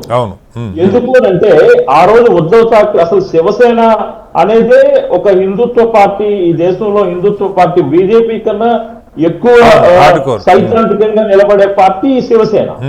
అలాంటి శివసేన పార్టీ ఎప్పుడైతే కాంగ్రెస్ తో కలిసిందో సో కాంగ్రెస్ తో కలవడం వల్ల ఇది డైరెక్ట్ గా ఎలక్షన్ ఫైట్ చేస్తుంది. మొన్న 2019లో ఏం జరిగింది, ఎమ్మెల్యేలు తీసుకుని స్ప్లిట్ చేసిన తర్వాత ఉద్ధవ్ ఠాక్రే గెలిచిన తర్వాత ముఖ్యమంత్రి అయ్యాడు. ఇక్కడ ఇప్పుడు డైరెక్ట్ గా పబ్లిక్ తాలూకు యాక్సెప్టెన్స్ కావాలి. కాంగ్రెస్ తో శివసేన కలిసి పోటీ చేస్తుంది కాబట్టి దాన్ని యాక్సెప్ట్ చేస్తారా లేదా పబ్లిక్ అనేది చాలా విచిత్రమైన వాతావరణం అక్కడ. అంటే మొన్న పార్లమెంటులో ఒక తీర్పు ఇచ్చారు ప్రజలు, దాదాపు 2/3 ఇండియా బ్లాక్కి పార్లమెంట్ సీట్లు ఇచ్చారు. అక్కడ డైరెక్ట్గా మోడీ ప్రధాని అన్న అంశం మీద జరిగిన ఎన్నిక. ఇక్కడ ఏకనాథ్ షిండేకి ఏ మేరకు యాక్సెప్టెన్స్ వచ్చింది ఈ 2.5 సంవత్సరాల్లో ఆయన పెరిగాడా, ఆయన గ్రాఫ్ పెరిగిందా, అనేక ఆరోపణలు ఉన్నాయి. ధారావి లాంటివి పూర్తిగా అదాని గ్రూపులు కట్టబెడుతున్నారని చాలా ఎలిగేషన్స్ ఉన్నాయి. అట్ ది సేమ్ టైం మీరు అన్నట్టుగా పథకాలు కూడా భారీగానే, ఇప్పుడు నెలకు 1500 ఇచ్చే దాదాపు 2 కోట్ల మంది మహిళలకి ప్రత్యక్షంగా బెనిఫిట్ అంతని చెప్తా ఉన్నారు. వీటిలో ఏ పని చేసి ఉండొచ్చు, షిండే వర్గం ఏ మేరకు పర్ఫామ్ చేసే అవకాశం ఉంది? ఇక్కడ షిండే వర్గాన్ని మీరు అబ్జర్వ్ చేస్తే 122 సీట్లు పోటీ చేసిన బీజేపీ ఏదైతే దేవేంద్ర ఫడ్నవీస్ ఉన్నాడో తనే ఈ కూటమికి నాయకత్వం వహించినట్లు లెక్క. ఎందుకంటే షిండే పోటీ చేసిన, అజిత్ పవార్ పోటీ చేసిన సీట్ల సంఖ్య ఆ బీజేపీ కన్నా చాలా తక్కువ. మీరు కాంగ్రెస్ లో చూడండి, కాంగ్రెస్ 102 స్థానాల్లో పోటీ చేస్తే వేరేజ్ Shiv Sena and split UBT Bal Thackeray Shiv Sena and Sharad Pawar NCP రెండు కూడా 85+ స్థానాల్లో పోటీ చేశారు. అంటే వాళ్ళ కూటమిలో ఏంటంటే సమభాగస్వామ్యాన్ని తీసుకుని ఉన్నాయి అక్కడ. కానీ ఇక్కడ మనం అర్థం చేసుకోవాల్సింది ఏంటంటే ఓట్ ట్రాన్స్ఫర్ అనేది ప్రాపర్ గా జరిగిందా లేదా అనేది ఈ రోజు జరిగిన ఎన్నికల పోలింగ్ బట్టి మనం అర్థం చేసుకోగలిగితే, నాకున్న సమాచారం ప్రకారం, నాకున్న డేటా ప్రకారం ఇప్పుడు మీకు నేను చేసి చెప్తున్నాను, ఈ రోజుకి కూడా స్టిల్ కాంగ్రెస్ కే ఎడ్జ్ ఉన్నది అనేది మనకు అనిపిస్తుంది. నేను మీకు ఆ డేటా పాయింట్ కూడా షేర్ చేస్తాను. కాంగ్రెస్ 143 నుండి 151 స్థానాలు కైవసం చేసుకోవచ్చు కాంగ్రెస్ కూటమి. బికాజ్ ఎందుకంటే కూటమిలో కాంగ్రెస్ కూటమిలో బలమైన పార్టీగా ఎన్సీపీ శరద్ పవార్ పార్టీ అనేది ఉంది. కూటమిలో వీకెస్ట్ పార్టీ యూపీటీ శివసేన. వేరే మీరు బీజేపీ కూటమికి వచ్చి చూసేటప్పటికి బీజేపీ కూటమిలో అజిత్ పవార్ పార్టీ చాలా వీకెస్ట్ పార్టీ. సో షిండే తాలూకు ప్రాబల్యం ఎక్కడుంటుంది? షిండే తాలూకు ప్రాబల్యం ముంబై, కొంకన్, థానే ఏరియాలోనే ఉంటుంది. సో ముంబై, కొంకన్, థానే ఏరియాతో పాటు ఇక్కడ మన ఎంఎన్ఎస్ రాజ్ ఠాక్రేని కూడా కాన్ఫిడెన్స్ లోకి తీసుకోవాలి. ఆయన 111 నుండి 114 స్థానాల్లో పోటీ చేస్తున్నాడు అన్నట్టు నాకు ఉన్న ఇన్ఫర్మేషన్. గతంలో ఆయన ఎప్పుడు కూడా అన్ని స్థానాల్లో పోటీ చేయాల. తన కొడుకు కోసం బీజేపీ మద్దతు కూడా అడిగాడు. ఎంఎన్ఎస్ రాజ్ మద్దతు కూడా ఇచ్చినట్టున్నారు సార్, ఆ సీటు వరకు మద్దతు ఇచ్చినట్టున్నారు. ఆ సీటు వరకు మద్దతు ఇచ్చారు. సో అది ఎంఎన్ఎస్ గతంలో మీరు చూస్తే 47 స్థానాల్లో ఎంఎన్ఎస్ 2800 నుండి 22,000 ఓట్లు స్ప్లిట్ చేసి కాంగ్రెస్ తాలూకు విజయావకాశాలను చాలా తీవ్రంగా దెబ్బకొట్టింది 2019 ఎలక్షన్స్ లో. 47 చోట్ల 11 స్థానాలు బీజేపీ గెలుచుకుంది 2019లో. ఎంఎన్ఎస్ ఎక్కడైతే పోటీ ఇచ్చిందో అక్కడ. ఇక్కడ మన ఈ పరిస్థితులన్నీ మనం అబ్జర్వ్ చేసుకుంటే మనం అందరం ఏమనుకుంటున్నామనంటే ఇక్కడ మోడీ ఫ్యాక్టర్ అనో లేకపోతే రాహుల్ గాంధీ ఫ్యాక్టర్నే కాదండి, మహారాష్ట్ర ఎలక్షన్స్ అనేవి చాలా ప్రాబ్లమ్స్ తో కూడిన ఎలక్షన్స్. అక్కడ ఫార్మర్స్ తాలూకు డిస్ట్రెస్ చూసుకోండి. కాటన్ రైతులు కానీ, సోయాబీన్ రైతులు కానీ, పత్తి రైతులు కానీ, చెరుకు రైతులు కానీ వాళ్ళందరూ పడుతున్న బాధలు ఏంటనేది అక్కడ ఉన్న గ్రౌండ్ రిపోర్ట్ ని బట్టి మనకు అర్థమవుతుంది. విదర్భ ప్రాంతంలో కాంగ్రెస్ కి బీజేపీ జరిగిన పోటీలో లోకల్ ఇష్యూస్ ప్రాధాన్యత తీసుకున్నాయే తప్ప ఇక్కడ మోడీ ఫ్యాక్టర్ అనో లేకపోతే ఇంకొకరో ఫ్యాక్టర్ అనేది అయితే నా దగ్గర నేను అనుకోవట్లా. మన ఫీడ్బ్యాక్స్, మన గ్రౌండ్ ఫీడ్బ్యాక్స్ బట్టి మనకు అర్థమవుతుంది ఏంటంటే ఫార్మర్స్ డిస్ట్రెస్ తో పాటు మరట్వాడ ఏరియాలో మరాఠీలందరూ కూడా ఈసారి పూర్తి స్థాయిలో కాంగ్రెస్ కి మద్దతు తెలిపారు అనేది వాస్తవం. ఎందుకంటే మరాఠీ రిజర్వేషన్స్ విషయంలో బీజేపీ పూర్తిగా అనుకూలంగా లేదు. బీజేపీ అధికారంలోకి వచ్చిన తర్వాత మరాఠ్వాడ రిజర్వేషన్స్ లో ఇది ఇబ్బంది పెట్టింది అనేది ఒకటైతే, ఏదైతే ఇప్పుడు ముంబై ఏరియా ప్రాంతం అయితే ఉందో అక్కడ గుజరాత్ వర్సెస్ మరాఠ్వాడీల తాలూకా కాన్ఫ్లిక్ట్ ఇంకా రన్ అవుతూనే ఉంది ఇప్పటికీ కూడా. దానికి అనుగుణంగానే రాహుల్ గాంధీ ఇది అదానీ సర్కార్ అని చెప్పి ప్రచారం చేయడం అనే దాంట్లో దాని మీనింగ్ ఏంటంటే గుజరాత్ తాలూకా పారిశ్రామికవేత్తలకి ముంబై నిలయం అవుతుంది అనేది రాహుల్ గాంధీ ఇచ్చిన ఇండికేషన్. అలాగే చాలా పెద్ద పెద్ద కంపెనీలు ఈ మధ్య కాలంలో కూడా ఈ ఫాక్స్కాన్ లాంటివి, వేదాంత లాంటివి మహారాష్ట్ర కాకుండా గుజరాత్ వెళ్ళినాయి, అవి కూడా కొంచెం పెద్ద ఇష్యూగానే జనంలోకి వెళ్ళినాయి. రవికుమార్ గారు మళ్ళీ వస్తాను మీ దగ్గర. రవికుమార్ గారు ఒకసారి అమర్నాథ్ గారు, ఎగ్జిట్ పోల్స్ అయితే మెజారిటీ మీకే అనుకూలంగా చూపిస్తున్నాయి. బట్ ఇప్పుడు రవికుమార్ గారు చెప్పింది కానీ 1-2 ఎగ్జిట్ పోల్స్ నేను చెప్పాను, లోక్ నీతి ఒకటి, అలాగే పీపుల్ మార్క్, ఇవి ఎంతవరకు ఇదని మనకు తెలియదు కానీ కొంత హోరాహోరీ ఉన్నది. కొన్ని అయితే కాంగ్రెస్కి కాస్త 151 సార్ చెప్పినట్టుగా 157 దాకా వచ్చే అవకాశం ఉందన్నారు. చాలా సంక్లిష్టమైన ఎన్నిక. ఈ ఎన్నికలో చాలా హోరాహోరీ కూటములు. అసలు ఎగ్జిట్ పోల్స్ ఏ మేరకు రేపు ఫలితాలు వచ్చాక కానీ అర్థం కాదు. ఎవరు గెలుస్తారని పక్క పెడితే అసలు ఎగ్జిట్ పోల్స్ ఎంతవరకు రిలయబుల్ అన్నది కూడా చాలా ప్రశ్నార్థకంగా మారుతూ ఉన్నది. చాలా బలమైన నినాదాలు ఈ ఎన్నికల్లో కూడా మీరు ముందు భటెంగేతో కటెంగే అని ఒక నినాదం ఇచ్చారు. ఆ తర్వాత దాని మీద పెద్ద ఎత్తున విమర్శ వచ్చిన తర్వాత మళ్ళీ ప్రధాని దాన్ని మార్చుకొని ఏక్ హైతో సేఫ్ హై అని ఒక నినాదం ఇచ్చారు. ఆ ఏక్ ఎవరన్నది రాహుల్ గాంధీ మరొక రకంగా ప్రజెంట్ చేశారు. అదాని ఒక్కడుంటే చాలు మనం సేఫ్గా ఉంటామన్న లెక్కలో ఆయన పోలింగ్ ముందు రోజు కూడా ఆయన ఒక ప్రెస్ మీట్ పెట్టి అవన్నీ చూపించినటువంటి పరిస్థితి. సో మహారాష్ట్రకి సంబంధించి ఈ కూటమి మీ కూటమి ఏదైతే ఉందో అజిత్ పవార్తో సయోధ్యం ఉన్నదా? హోరాహోరీ జరుగుతున్న దగ్గర బీజేపీ అత్యధిక స్థానాలు తీసుకుంది. దాదాపు 170 స్థానాల దాకా అధికారికంగా 149 ఉన్నాయి. ఇంకొక 19-20 స్థానాల్లో బీజేపీ అభ్యర్థులనే పెట్టారంటున్నారు. అక్కడ షిండేకి కానీ లేదా అజిత్ పవార్ వర్గానికి కానీ మరి అభ్యర్థులు లేకనో ఏమో తెలియదు. దాదాపు 170 స్థానాల్లో మీరే చేస్తున్న పరిస్థితి ఎలా ఉండొచ్చు అంటారు? మొదట మీకు అట్లాగే ప్యానెల్లో మిత్రులందరికీ నమస్కారం అండి. శ్రీనివాసరావు గారు, ఇప్పుడు ఈసారి జరుగుతున్న మహారాష్ట్ర ఎన్నికలు చాలా చాలా ప్రత్యేకమైనవి. అంటే మహారాష్ట్ర ఎన్నికలే ప్రత్యేకమైనవి. దానిలో ఈసారి జరుగుతున్న ఇప్పుడు మనకు అన్ని పీపుల్స్ పల్స్ దగ్గర నుంచి మిగతా అన్ని సర్వే ఏజెన్సీస్ చెప్పినట్టు entire vote got split into bipolar. మీరు ఇందాక ఒక మాట ఉపయోగించారు. అంటే టాప్ 2 ఫ్యాక్షన్స్ 91% ఓట్ షేర్ చేస్తున్నది. ఇట్లా ఎప్పుడు జరగలేదు మహారాష్ట్రలో. లాస్ట్ టైం 75, అంతకు ముందు 76 అట్లా. ఎప్పుడు కూడా టాప్ 2 ఫ్యాక్షన్స్ ఎప్పుడైతే 85% చేస్తుందో అప్పుడు ఖచ్చితంగా రిజల్ట్స్ అనేటివి ఎవరైతే who has ice and years to the ground వాళ్ళు గెలిచే అవకాశాలు ఎక్కువ ఉంటాయి. So this is with respect to the analysis of the Maharashtra elections. But ఒక పాయింట్ నేను మీకు చెప్పదలుచుకున్నాను ఏంటంటే, అబ్రహాం లింకన్ గారు ఒక మాట, అద్భుతమైన మాట, you can fool some people some times but you cannot fool all the people all the times. So you cannot repeat. ఇప్పుడు ఆయన రాహుల్ గాంధీ గారు కావచ్చు లేకుంటే కాంగ్రెస్ పార్టీ పదే పదే ఒకటే అబద్ధాన్ని చెప్పడం వలన అది ఏమాత్రం ఉపయోగపడదు అనేది మొన్న హర్యానా ఎన్నికలలో, జమ్మూ కాశ్మీర్ ఎన్నికలలో, రేపు పొద్దున మహారాష్ట్ర జార్ఖండ్ ఎన్నికలలో కూడా తెలియబరుస్తుంది. ఎందుకంటే ఒకే విషయాన్ని పదే పదే, అంటే ఒకే అబద్ధాన్ని పదే పదే చెప్పడం ద్వారా, ఒకే అబద్ధాన్ని ఆ బుక్ పట్టుకొని కాన్స్టిట్యూషన్ అయినా నమ్మకం లేదని లేకుంటే రాజ్యాంగాన్ని మారుస్తారని, రిజర్వేషన్, అసలు ఓబీసీ రిజర్వేషన్ తెచ్చింది ఎవరండి మహారాష్ట్రలో? ఓబీసీ రిజర్వేషన్ మరాఠీలను ప్రత్యేక అంటే సూపర్ న్యూమరికల్ గా రిజర్వేషన్ పెంచింది ఎవరు సార్? 2017 లో అప్పుడున్న దేవేంద్ర ఫడ్నవీస్ ముఖ్యమంత్రి కదా. ఇప్పుడున్న ఏక్నాథ్ షిండే గారు దాన్ని ఇంప్లిమెంట్ చేయలేరా? అప్పుడు సుప్రీంకోర్టులో వెళ్ళి దాన్ని స్టే తీసుకొచ్చిన తర్వాత దానిలో కావాల్సిన మార్పులు తీసుకొచ్చి, సో మరాఠా రిజర్వేషన్ వలన అక్కడ మరాఠీ యూత్ చాలా వన్ సైడెడ్ గా ఈరోజు ఏక్నాథ్ షిండే గారు, మీరు ఇంకొక డేటా పాయింట్ మీరు అబ్జర్వ్ చేస్తున్నారో లేదో, అంటే you must present that in addition to percentage తో ఓటింగ్, అంటే పార్టీలకు పర్సెంటేజ్ తో పాటు ఎవరు ముఖ్యమంత్రి కావాలనేది కూడా ఎగ్జిట్ పోల్స్ కొన్ని సంస్థలు ప్రకటించాయి. దానిలో హైయెస్ట్ వచ్చింది ఏక్నాథ్ షిండే గారికి. ఎందుకు ఈ రోజు man of the match Eknath Shinde? ఎందుకంటే నేను ఎందుకు ఈ మాట చెప్తున్నానంటే, ఏక్నాథ్ షిండే చాలా జనరస్ గా నేను సీఎం రేసులో లేను అని చెప్పడంతో, అట్లాగా మరాఠీ యూత్ కు ఒక యూత్ ఐకాన్ లాగా ఉండడంతో, ఒక గ్రౌండ్ నుంచి వచ్చిన ఒక నాయకునిగా దాన్ని ఆయన ప్రజెంట్ చేయడంలో చాలా సక్సెస్ అయినారు. అంటే ఏక్నాథ్ షిండే ప్లస్ దేవేంద్ర ఫడ్నవీస్ అనే ఒక మంచి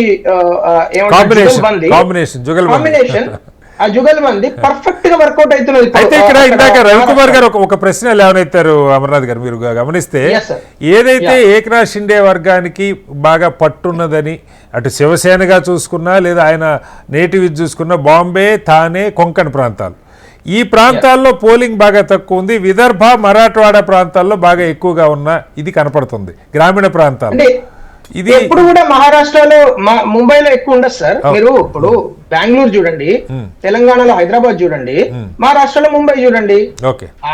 this is not a very new data point ఏం కాదు, ఇది ముందు నుంచి వచ్చినది. ఎప్పుడు కూడా అక్కడ 50% దాటలేదు. బెంగళూరు కూడా దాటదు, హైదరాబాద్ కూడా. నేను బాంబే సిటీ కాదు, థానే అండ్ కొంకణ్ ప్రాంతాల గురించి ఏం చెప్తారు? ఇప్పుడు Thane is his birth place అండి. అవును, అక్కడ ఆయనను కొట్టే పరిస్థితి లేదు. ఇప్పుడు కొంకణ్ లో శివసేన యూబీటీ ఓడిపోతే ఆయన వెళ్ళి మైక్ లో ఏడ్చిండు. ఆయన మీకు తెలుసు, ఉద్ధవ్ ఠాకరే గారు ఇక్కడ కూడా నన్ను ఓడగొడితే నేను రాజకీయాలు వదిలిపెట్టాలా, సన్యాసం తీసుకోవాలా అని మాట్లాడిండు. ఈ రోజు మనం అబ్జర్వ్ చేయాల్సిన విషయాలు ఏంటంటే, ఏ విధంగా ప్రజలు ఓటర్లు ఒక పార్టీని ఎన్నుకుంటున్నారు, ఎందుకు ఎగ్జిట్ పోల్స్ లో వాళ్ళు క్లియర్ గా ఓపెన్ గా చెప్పట్లేదు. ఎందుకంటే మొన్న హర్యానాలో అన్ని ఎగ్జిట్ పోల్స్ కూడా కాంగ్రెస్ పార్టీ గెలుస్తున్నారని ఎందుకు చెప్పారండి? అక్కడ ప్రజలు కూడా మైక్ పెట్టినప్పుడు కాంగ్రెస్ పార్టీకి ఓటేసినామని చెప్పారు, కానీ లోపల వెళ్ళి భారతీయ జనతా పార్టీకి ఓటేశారు. ఎందుకంటే ఈ రోజు భారతీయ జనతా పార్టీ ఒక విషయం చెప్తే, మోడీ గారు ఒక విషయం చెప్తే 100% ఆ గ్యారంటీని వాళ్ళు తీరుస్తారు అనే ఒక నమ్మకం ప్రజలకు, ఆ విశ్వాసం కలిగింది. ఈ లోక్సభ ఎన్నికలలో కొన్ని అబద్ధాలు చెప్పడం ద్వారా కొంతవరకు సక్సెస్ పొందారు. ఇది కాంగ్రెస్ పార్టీ వాళ్ళు గెలవడంలో కాదు, బీజేపీని ఓడగొట్టడంలో సక్సెస్ పొందారు. కానీ అదే సేమ్ అబద్ధాన్ని మళ్ళీ చెప్పడం ద్వారా వాళ్ళు చాలా దారుణంగా దెబ్బతిన్నారు. హర్యానాలో 10 సంవత్సరాలు 3 సార్లు హర్యానాలో ఏ పార్టీ కూడా ఎప్పుడు గెలవలేదు. ఏంది అద్భుతమైన లీడర్లు కూడా, దేవిలాల్ లాంటి వ్యక్తులు కూడా గెలవలేదు ఎప్పుడు కూడా. ఇక్కడ ఇప్పుడు మాజీ లాడ్కీ బహిన్ అనేది చాలా చాలా కీలకమైన మలుపు అండి. అది ఈ రోజు భారతీయ జనతా పార్టీ ప్రతి రాష్ట్రంలో అసెంబ్లీ ఎన్నికలలో, హర్యానా తీసుకోండి, అట్లాగే జార్ఖండ్ తీసుకోండి, ఇప్పుడు మహారాష్ట్ర తీసుకోండి, ప్రతి చోట దీన్ని ఇంప్లిమెంట్ చేస్తున్నది, నాట్ జస్ట్ ప్రామిసింగ్. అంటే మీకు మహారాష్ట్రలో పార్లమెంట్ ఎన్నికల తర్వాత మాత్రమే దీన్ని స్టార్ట్ చేశారు, ఈ అసెంబ్లీ ఎన్నికలు దృష్టిలో పెట్టుకుని ఇప్పుడు రవికుమార్ గారు లాంటి వాళ్ళు ఒక పాయింట్ రైజ్ చేశారు. ఎప్పుడు అంటే శ్రీనివాసరావు గారు ఏదో ఒక ఎప్పుడు స్టార్ట్ చేసినా it is called starting. Okay, whenever you start it's a starting, right? Okay, See, once you start, it is a starting. Okay. So ఎప్పుడు మనకు స్టార్ట్ అయ్యి 6 నెలలు అయినాయి కాబట్టి అక్కడ ఒక లాడ్లీ బహినా ఒకటే తీసుకోలేదు. లాడ్లీ బహినా యాజ్ ఎ కాన్సెప్ట్ 20 ఏళ్ల క్రితం మధ్యప్రదేశ్ లో స్టార్ట్ అయింది, గుజరాత్ లో స్టార్ట్ అయింది, ఆ తర్వాత అనేక రాష్ట్రాల్లో చేసుకుంటూ వచ్చి ఈ రోజు మహారాష్ట్రలో చేస్తున్నారు. It's not new thing. And పెన్షన్లు పెంచడం, అక్కడ వృద్ధులకు పెన్షన్లు పెంచడం, అట్లాగే అక్కడ యువకులకు 10 లక్షల మందికి నెలకు 10,000 రూపాయలు ఇస్తామనడము, అది నమ్మడం. అన్నిటికన్నా ఇంపార్టెంట్ విషయం ఏంటంటే అట్లా చెప్పినప్పుడు ఆ విషయాన్ని నమ్మడం అనేది చూడండి, అది చాలా చాలా కీలకం అండి. ఈ రోజు రేవంత్ రెడ్డి గారు మహారాష్ట్రలో మరాఠీలో పెద్ద పెద్ద యాడ్లు వేసాడు, నేను మహాలక్ష్మి స్కీమ్ కింద 2,500 ఇస్తున్నాడు. అది అబద్ధం అని ప్రతి ఒక్కరికి తెలుసు. ఎందుకంటే వాళ్ళకు ఈ రోజున్న కమ్యూనికేషన్ కు మీకు వస్తున్నదని ఒక్కసారి ఫోన్ చేస్తే, ఇప్పుడు భీవండి, అట్లాగే తర్వాత ముంబై, ఠానే, కళ్యాణ్ ఇట్లాంటి ఏరియాలలో మన వాళ్ళు, తెలుగు వాళ్ళు చాలా మంది ఉన్నారు.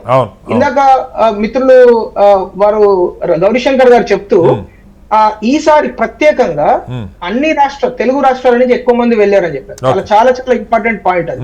ఒక్క మన రాష్ట్రం నుంచే కాదు, అన్ని రాష్ట్రాల నుంచి, అంటే గుజరాత్ నుంచి, యూపీ నుంచి, అట్లాగే బీహార్ నుంచి, అన్ని ప్రాంతాల నుంచి అటు భారతీయ జనతా పార్టీ ఇటు కాంగ్రెస్ 2 పార్టీలు కూడా వాళ్ళ లీడర్లను అక్కడ క్యాంప్ చేయడం జరిగింది. అంటే దానికి ఒక కారణం ఏంటంటే పోలరైజేషన్ విపరీతంగా పెరిగిపోయింది. ఇందాక నేను ఫస్ట్ పాయింట్ 90% ఈ రోజు top 2 factions are sharing. That's a very very important point.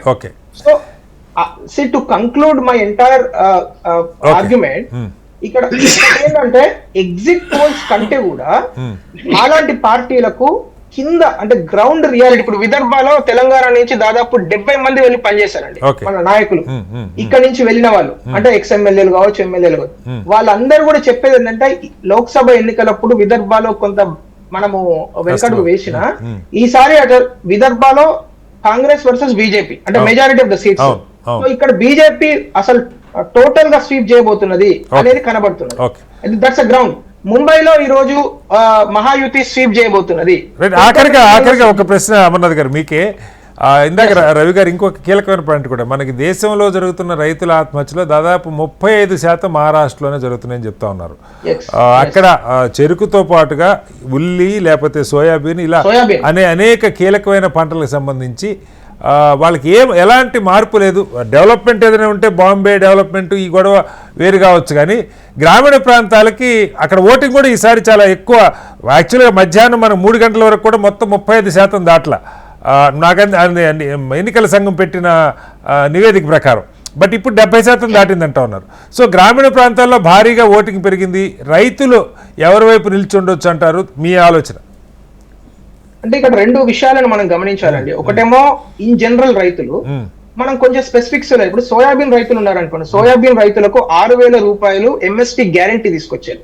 అంటే 6,000కు సపోజ్ ఆ వ్యక్తి 5,100 అమ్ముకుంటే 900 రూపాయలు గవర్నమెంట్ ఇస్తుంది. అంటే అట్లా 6,000 రూపాయలను ఒక గ్యారంటీడ్ అమౌంట్ కింద తీసుకురావడం ద్వారా అక్కడ ఉన్న సోయాబీన్ రైతులు ఆల్రెడీ లాభపడుతున్నారు. అంటే it's already happened, it's a fact, it's not promise that I will do later, అట్లా కాదు, చేస్తున్నారు. సో వాళ్ళకి ఆల్రెడీ అకౌంట్స్ లో డబ్బులు వచ్చినాయి. రెండో విషయం అబ్జర్వ్ చేయాల్సిందంటే, ఎస్పెషల్లీ ఫార్మింగ్ కమ్యూనిటీలో అక్కడ అంటే నాట్ జస్ట్ ఫార్మర్స్, అక్కడ మిల్క్ రైతులు అనేక సంవత్సరాలుగా, మీకు చాలా సార్లు పేపర్ లో న్యూస్ లో చూసి ఉంటారు, మిల్క్ ట్యాంకర్లకు తీసుకొచ్చి రోడ్ల మీద పోయడం అక్కడ ఆనవాయితీ. ఓకే 19 రూపాయలకు 18 రూపాయల లీటరు కలెక్షన్ చేస్తుండే మిల్క్ ఇంతకు ముందు దేవేంద్ర ఫడ్నవీస్ గారు ముఖ్యమంత్రి కాకముందు. లక్షల రైతులు బిస్లరీ వాటర్ కంటే కూడా మిల్క్ చీప్ దొరుకుతుందా అన్నట్టు చాలా ఆందోళన చేసిన సందర్భాలు మనం చూసాం. ఈ రోజు అక్కడ 30 రూపాయలు దాని గ్యారంటీ ఇవ్వడం ద్వారా not just government Parag milk ఒకటే కాదు, అన్ని మిల్క్ యూనియన్స్, అన్ని మిల్క్ కంపెనీస్, ప్రైవేట్ కంపెనీస్ కూడా ఖచ్చితంగా 30 రూపాయలు కొనాల్సి వస్తున్నది. దానివల్ల అక్కడ మిల్క్ ఫార్మర్స్, ఎందుకంటే మహారాష్ట్రలో ఎస్పెషల్ విదర్భ, షోలాపూర్, ఇందాక మిత్రులు చెప్తున్నారు, షోలాపూర్ రీజియన్ లో వాళ్ళకు డ్రాట్ వలన అనేక మంది, మన చిత్తూరు జిల్లా లాగా అనేక మంది మిల్క్ బిజినెస్ లో ఉంటారు. అంటే మిల్క్ డైరీ ఫార్మ్స్ పెట్టుకుంటారు, మహిళలు కావచ్చు. వాళ్లకు చాలా అద్భుతమైన ఉపయోగాలు జరిగింది. ఈ రెండు అంశాలు మేము భారతీయ జనతా పార్టీ వైపు నుంచి చాలా కీలకంగా అబ్జర్వ్ చేస్తున్నాం from the ground. Charan Kaushik Yadav join అయ్యారు కాంగ్రెస్ పార్టీ నుంచి. చరణ్ గారు నమస్కారం. చరణ్ గారు చెప్పండి, మొన్న హర్యానాలో ఏమంటారు ధమ్కి మీకు ఖచ్చితంగా గెలుస్తుంది అనుకున్నటువంటి రాష్ట్రాన్ని ఈ ఎగ్జిట్ పోల్ అంచనాలు తలకిందులు చేసి మీరు పోగొట్టుకున్నారు. మరి దాని నుంచి ఏమన్నా గుణపాఠాలు నేర్చుకున్నారా? ఇప్పటి ఎగ్జిట్ పోల్స్ని చూస్తుంటే అయితే హోరాహోరీ, లేదంటే ఎక్కువ ఎగ్జిట్ పోల్స్ మహాయుతి కూటమిగా చూపిస్తున్నాయి, మీకు చూపించట్లా మహావికాస్ అఘాడీకి. ఏంటి దీని మీద ఆ కసరత్తు జరిగిందా? 3 పార్టీలు అసెంబ్లీ పార్లమెంట్లో మొన్న దాదాపు మీకే అనుకూలంగా ఇచ్చారు. క్విక్గా దాన్ని నిలబెట్టుకునే పని జరిగిందా, లేదంటే కింద మొత్తం ఏమైపోయింది? ఇప్పుడు హర్యానాకు మహారాష్ట్రకు తేడా ఉంది. హర్యానాలో ప్రధానంగా 1,14,000 ఓట్ల తేడాతో కాంగ్రెస్ అధికారం రాకుండా పోయింది. ప్రధానంగా 20 మంది ఇండిపెండెంట్లు, 10 మంది ఆమ్ ఆద్మీ పార్టీ నుంచి పోటీ చేయడంతో ప్రధానంగా అక్కడ కాంగ్రెస్ పార్టీ నష్టం జరిగింది. నాన్ జాదవ్ పేరు మీద 14% రిజర్వేషన్ ఇవ్వడంతో వారు, అదే కాకుండా వన్ సైడ్ మేము ఎప్పుడైతే భూపేందర్ సింగ్ హుడాకు 71 స్థానాలు ఇవ్వడంతో ఇక్కడ శైలజ్ కావచ్చు, అదేవిధంగా రణదీప్ సింగ్ సుజేవాల రూపంలో కూడా కొంత కాంగ్రెస్ పార్టీ నష్టం జరిగింది. ఆమ్ ఆద్మీ ఇవన్నీ ముందు సరి చేసుకుంటే బాగుండేది. అయిపోయాక మీరు పోస్ట్ మార్టం చేసుకుంటే పోస్ట్ మార్టం ఉపయోగం కాదు కదా. ఇక్కడ కూడా 40 మంది రెబల్స్ ఉన్నారు అంటా ఉన్నారు మహావికాస్ అఘాడీకి. అందరు కలిసి 150 మంది ఉన్నారు, మరి అన్ని పార్టీల నుంచి ఉన్నారు ఇక్కడ. మీ కూటమికి సంబంధించి 40 మంది పైగా రెబల్స్ ఉన్నారు అంటా ఉన్నారు. పోటీ ఎక్కువ ఉండి రెబల్స్ ఉన్నారు అనుకోవాలా, వాళ్ళని విత్డ్రా చేయడంలో ఫెయిల్ అయ్యారు అనుకోవాలా? ఓట్లు చాలా ఎక్కడికి పెట్టిన 4-5 వేల కంటే ఓట్లు మార్జిన్లు వచ్చే అవకాశం తక్కువ ఉంది. ఏం చెప్తారు? లేదు సార్, ఇక్కడ ప్రధానంగా 2,000 మంది దాదాపు ఈసారి 4,003 దాదాపు 2,000 మంది స్వతంత్రంగా పోటీ చేస్తున్నారు. ఇండిపెండెంట్ తీసేయండి, రెబల్స్ నేను అంటుంది. ప్రధానంగా కాంగ్రెస్ పార్టీ ఇప్పుడు చూడండి, మీరు ప్రధానంగా ఏదైతే మహాయుతి కూటమి ఉందో ఎన్సీపీ సంబంధించి 59 స్థానాలు పోటీ చేస్తుంది. మీరు చూడండి, Ajit Pawar after result single digit పరిమితం అయితే అదే మా కాంగ్రెస్ పార్టీ కలిసి వస్తుంది.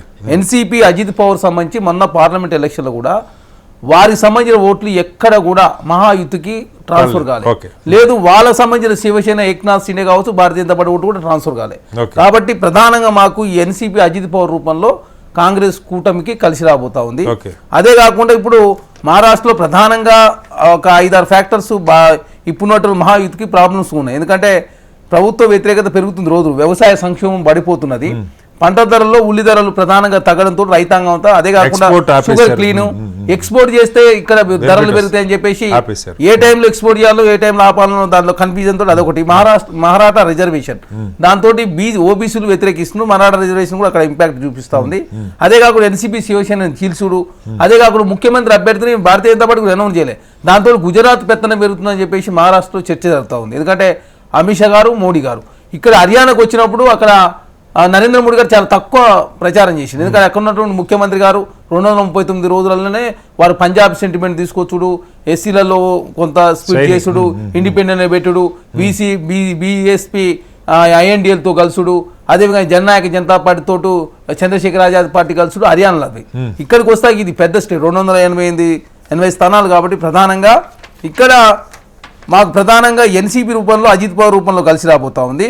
అదే కాకుండా మోడీ అమిత్ షాని గుజరాత్గా చూస్తూ ఉన్నారు, గుజరాత్కు మహారాష్ట్రకు కొంత ఇంపాక్ట్ మధ్యలో ఓట్లు చీలుతూ ఉన్నాయి. అదే కాకుండా ధరల పెరుగుదల ప్రధానంగా ఎఫెక్ట్ ఇస్తా ఉంది. ఇక్కడ మీ మూడు పార్టీలతో పాటుగా ఇప్పుడు ఎంఐఎం విడిగా పోటీ చేస్తుంది 17 స్థానాల్లో, ఎంఐఎంను కలుపుకోలేకపోయారు. ప్రకాష్ అంబేద్కర్ పార్టీ, అంబేద్కర్ గారి మనవడిది వంచిత్ బహుజన్ అఘాడీ, వాళ్ళని కలుపుకోలేకపోయారు. ఈ ఓట్లన్నీ చీలేవి మహావికాస్ అగాడివే కదా, అంటే మైనార్టీలు కానీ లేకపోతే దళితులు కానీ ఓట్లు ప్రధానంగా కాంగ్రెస్ ఓట్ షేర్ అది. మరి ప్రధానంగా మొన్న ఎలక్షన్లో కూడా ఎవరికి వారు పోటీ చేసినా కూడా ఖచ్చితంగా మహావికాస్ అగాడికి పట్టం కట్టారు. ఎంపీ స్థానాలు 30 స్థానాలు వచ్చినాయి. ఇక్కడ ప్రధానంగా రైతు ఆత్మహత్యలు 33.7%. దేశంలో అత్యధికంగా రైతు మరణాలు మహారాష్ట్రలో ఉన్నాయి. రైతులకు గిట్టుబాటు ధర రాష్ట్ర ప్రభుత్వం కల్పించలేకపోతుంది. కాబట్టి ఒక స్కీమ్ని కూడా వాళ్ళు లాంచ్ చేశారు. మాజీ లడక్ బహుజన్ యోజన అనే పథకాన్ని ప్రవేశపెట్టింది ఆ రాష్ట్ర ప్రభుత్వం. 1500 రూపాయలు మహిళలకు ఇస్తా ఉన్నారు. దీని ద్వారా 2,34,00,000 మంది మహిళలకు ప్రయోజనం జరుగుతుంది. అదే కాకుండా ప్రతి నియోజకవర్గానికి 90,000 మంది మహిళలు ఉంటారు. కాబట్టి వాళ్ళంతా మాకు ఓటేస్తారని చెప్పేసి మహాయుతి అనుకుంటా ఉంది. కాకపోతే వాళ్ళు ఇప్పుడు ఏంది, మేము నిజంగా అధికారులకు వస్తే 1500 నుంచి 2100 చేస్తాం కాబట్టి ఖచ్చితంగా మాకు మహిళలు వేస్తారని చెప్పేసి వారు అనుకుంటారు. కాకపోతే ఈ మహిళలు వీళ్ళంతా కూడా గ్రామీణ ప్రాంతాల్లో ఉన్నటువంటి వారికి మినిమం సపోర్ట్ ప్రైస్ కావచ్చు, వాళ్ళు ఎక్కువ రైతాంగం మీద ఆధారపడతారు కాబట్టి వారికి అత్యధికంగా నష్టం జరుగుతుంది. కాబట్టి ఆ స్కీమ్స్ కూడా పనిచేయవు. ఎందుకంటే ఆంధ్ర రాష్ట్రంలో జగన్మోహన్ రెడ్డి అది ఫెయిల్ అయింది, ఇక్కడ కేసీఆర్ గారు కూడా ఫెయిల్ అయ్యారు. కాబట్టి ఖచ్చితంగా ఏ స్కీమ్స్ పెట్టినా కూడా ఆ వ్యతిరేకత అంతా కూడా కాంగ్రెస్ పార్టీకి కలిసి వస్తేనే పూర్తి విశ్వాసంతో కాంగ్రెస్ పార్టీ ఉంది. మాకు ఎన్సీపీ అజిత్ పవార్ సంబంధించినటువంటి 59 స్థానాలు ప్రధానంగా అజిత్ పవార్ మీద ఎక్కువ ఆశలు పెట్టుకుంటారు. అజిత్ పవార్దే మాకు కలిసి వస్తుంది. గౌరీశంకర్ గారు, ఇంకొక పాయింట్, కీలకమైన పాయింట్ ఇందాక మన రవికుమార్ గారు కూడా చెప్పారు. ఈ చిన్న పార్టీలు ఏవైతే ఉన్నాయో, మొన్న హర్యానాలో కూడా మనం చూసాం. జననాయక్ జనతా పార్టీ, ఆ దుష్యంత్ చౌతాలా పార్టీకి 1 సీటు కూడా రాలా, ఓట్లు కూడా తగ్గినాయి. గతంలో 10 సీట్లు గెలిచిన పార్టీ. అలాగే ఇతర బీఎస్పీ ఓటు చాలా నామినల్గా ఉండింది. ఇక్కడ కూడా బీఎస్పీ 200 పైగా స్థానాలు పోటీ చేస్తుంది. వంచిత్ బహుజన అగాడి కొంతమేరకు ప్రభావం చూపిస్తుంది. కానీ మనకి ఎగ్జిట్ పోల్స్ రవి గారు చెప్పింది కానీ కనపడుతున్న డేటాను కానీ బట్టి చూస్తే గతంలో వచ్చినట్టుగా 25-30 స్థానాలు వాటికి వచ్చే పరిస్థితి లేదు. అమర్నాథ్ గారు చెప్పినట్టుగా ఈ 2 కూటములకే దాదాపు 90% పైగా ఓట్లు పోలరైజ్ అవుతున్నాయి అన్నది చెప్తున్నారు. ఒకవేళ అలా పోలరైజ్ అయ్యే పని అయితే ప్రధానంగా ఈ ఓటు చీల్చే పార్టీలు, ఇప్పుడు మహారాష్ట్ర నవనిర్మాణ సేన చీల్చినా, లేకపోతే వంచిత్ బహుజన్ అగాడి చీల్చినా, ఎంఐఎం చీల్చినా, అవి మహావికాస్ అగాడికి నష్టం చేసేటువంటి వ్యవహారం, ఎక్సెప్ట్ మరాఠా రిజర్వేషన్ ఆ గ్రూప్ తప్ప. బట్ ఈ ఓట్లు యాడ్ అవటం వల్ల అది మహాయుతి బెనిఫిట్ అవుతుందా, అగాడి బెనిఫిట్ అవుతుందా? గౌరీశంకర్ గారు, మనకు దీంట్లో చెప్పలేము. షోలాపూర్ విషయంలో 2 సార్లు నేను మాట్లాడాను. లోకల్ లీడర్స్ మన పరిచయం ఉన్న వాళ్ళు ఉన్నారు, మాట్లాడితే అక్కడ 3 సీట్లు ముగ్గురికి పోయేటట్టుంది అని చెప్పారు.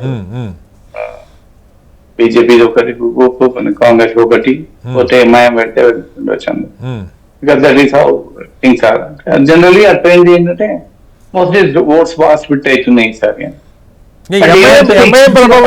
ఔరంగాబాద్ ఈ ఏరియానే, ఈ బెల్ట్ లోనే ఎంఐఎం ఎక్కువ ఫోకస్ చేస్తుంటారు. ఔరంగాబాద్, తెలంగాణ. ఫస్ట్ టైం ఇంకోటి ఏంటంటే ఫస్ట్ టైం ఈ ఎలక్షన్స్ లో హైదరాబాద్ ఇష్యూ కూడా బయటకు వచ్చింది. కార్గిని టార్గెట్ చేశారు. కార్గి వాళ్ళ ఫ్యామిలీలో మొత్తం వాళ్ళ ఫ్యామిలీను రజాకార్లు కొట్టేశారు. అయినా కూడా తను కాంగ్రెస్ పార్టీని కాంగ్రెస్ పార్టీ సపోర్ట్ లోనే వాళ్ళని ముస్లిం సపోర్ట్ తీసుకుంటా ఉన్నాడు పవర్ కోసం అన్నది. ఫస్ట్ టైం అది, ఇంతకుముందు ఎప్పుడు తెలియలేదు, అసలు ఎవరు తెలియదు కూడా. ఫ్యామిలీలో 3 రజాకార్లు చంపేశారని. కాబట్టి stoop down to all the levels అంటే పర్సనల్ అటాక్ కానీ లేకుంటే కమ్యూనల్ ఇష్యూస్ కానీ అన్ని తీసుకొని వచ్చారు.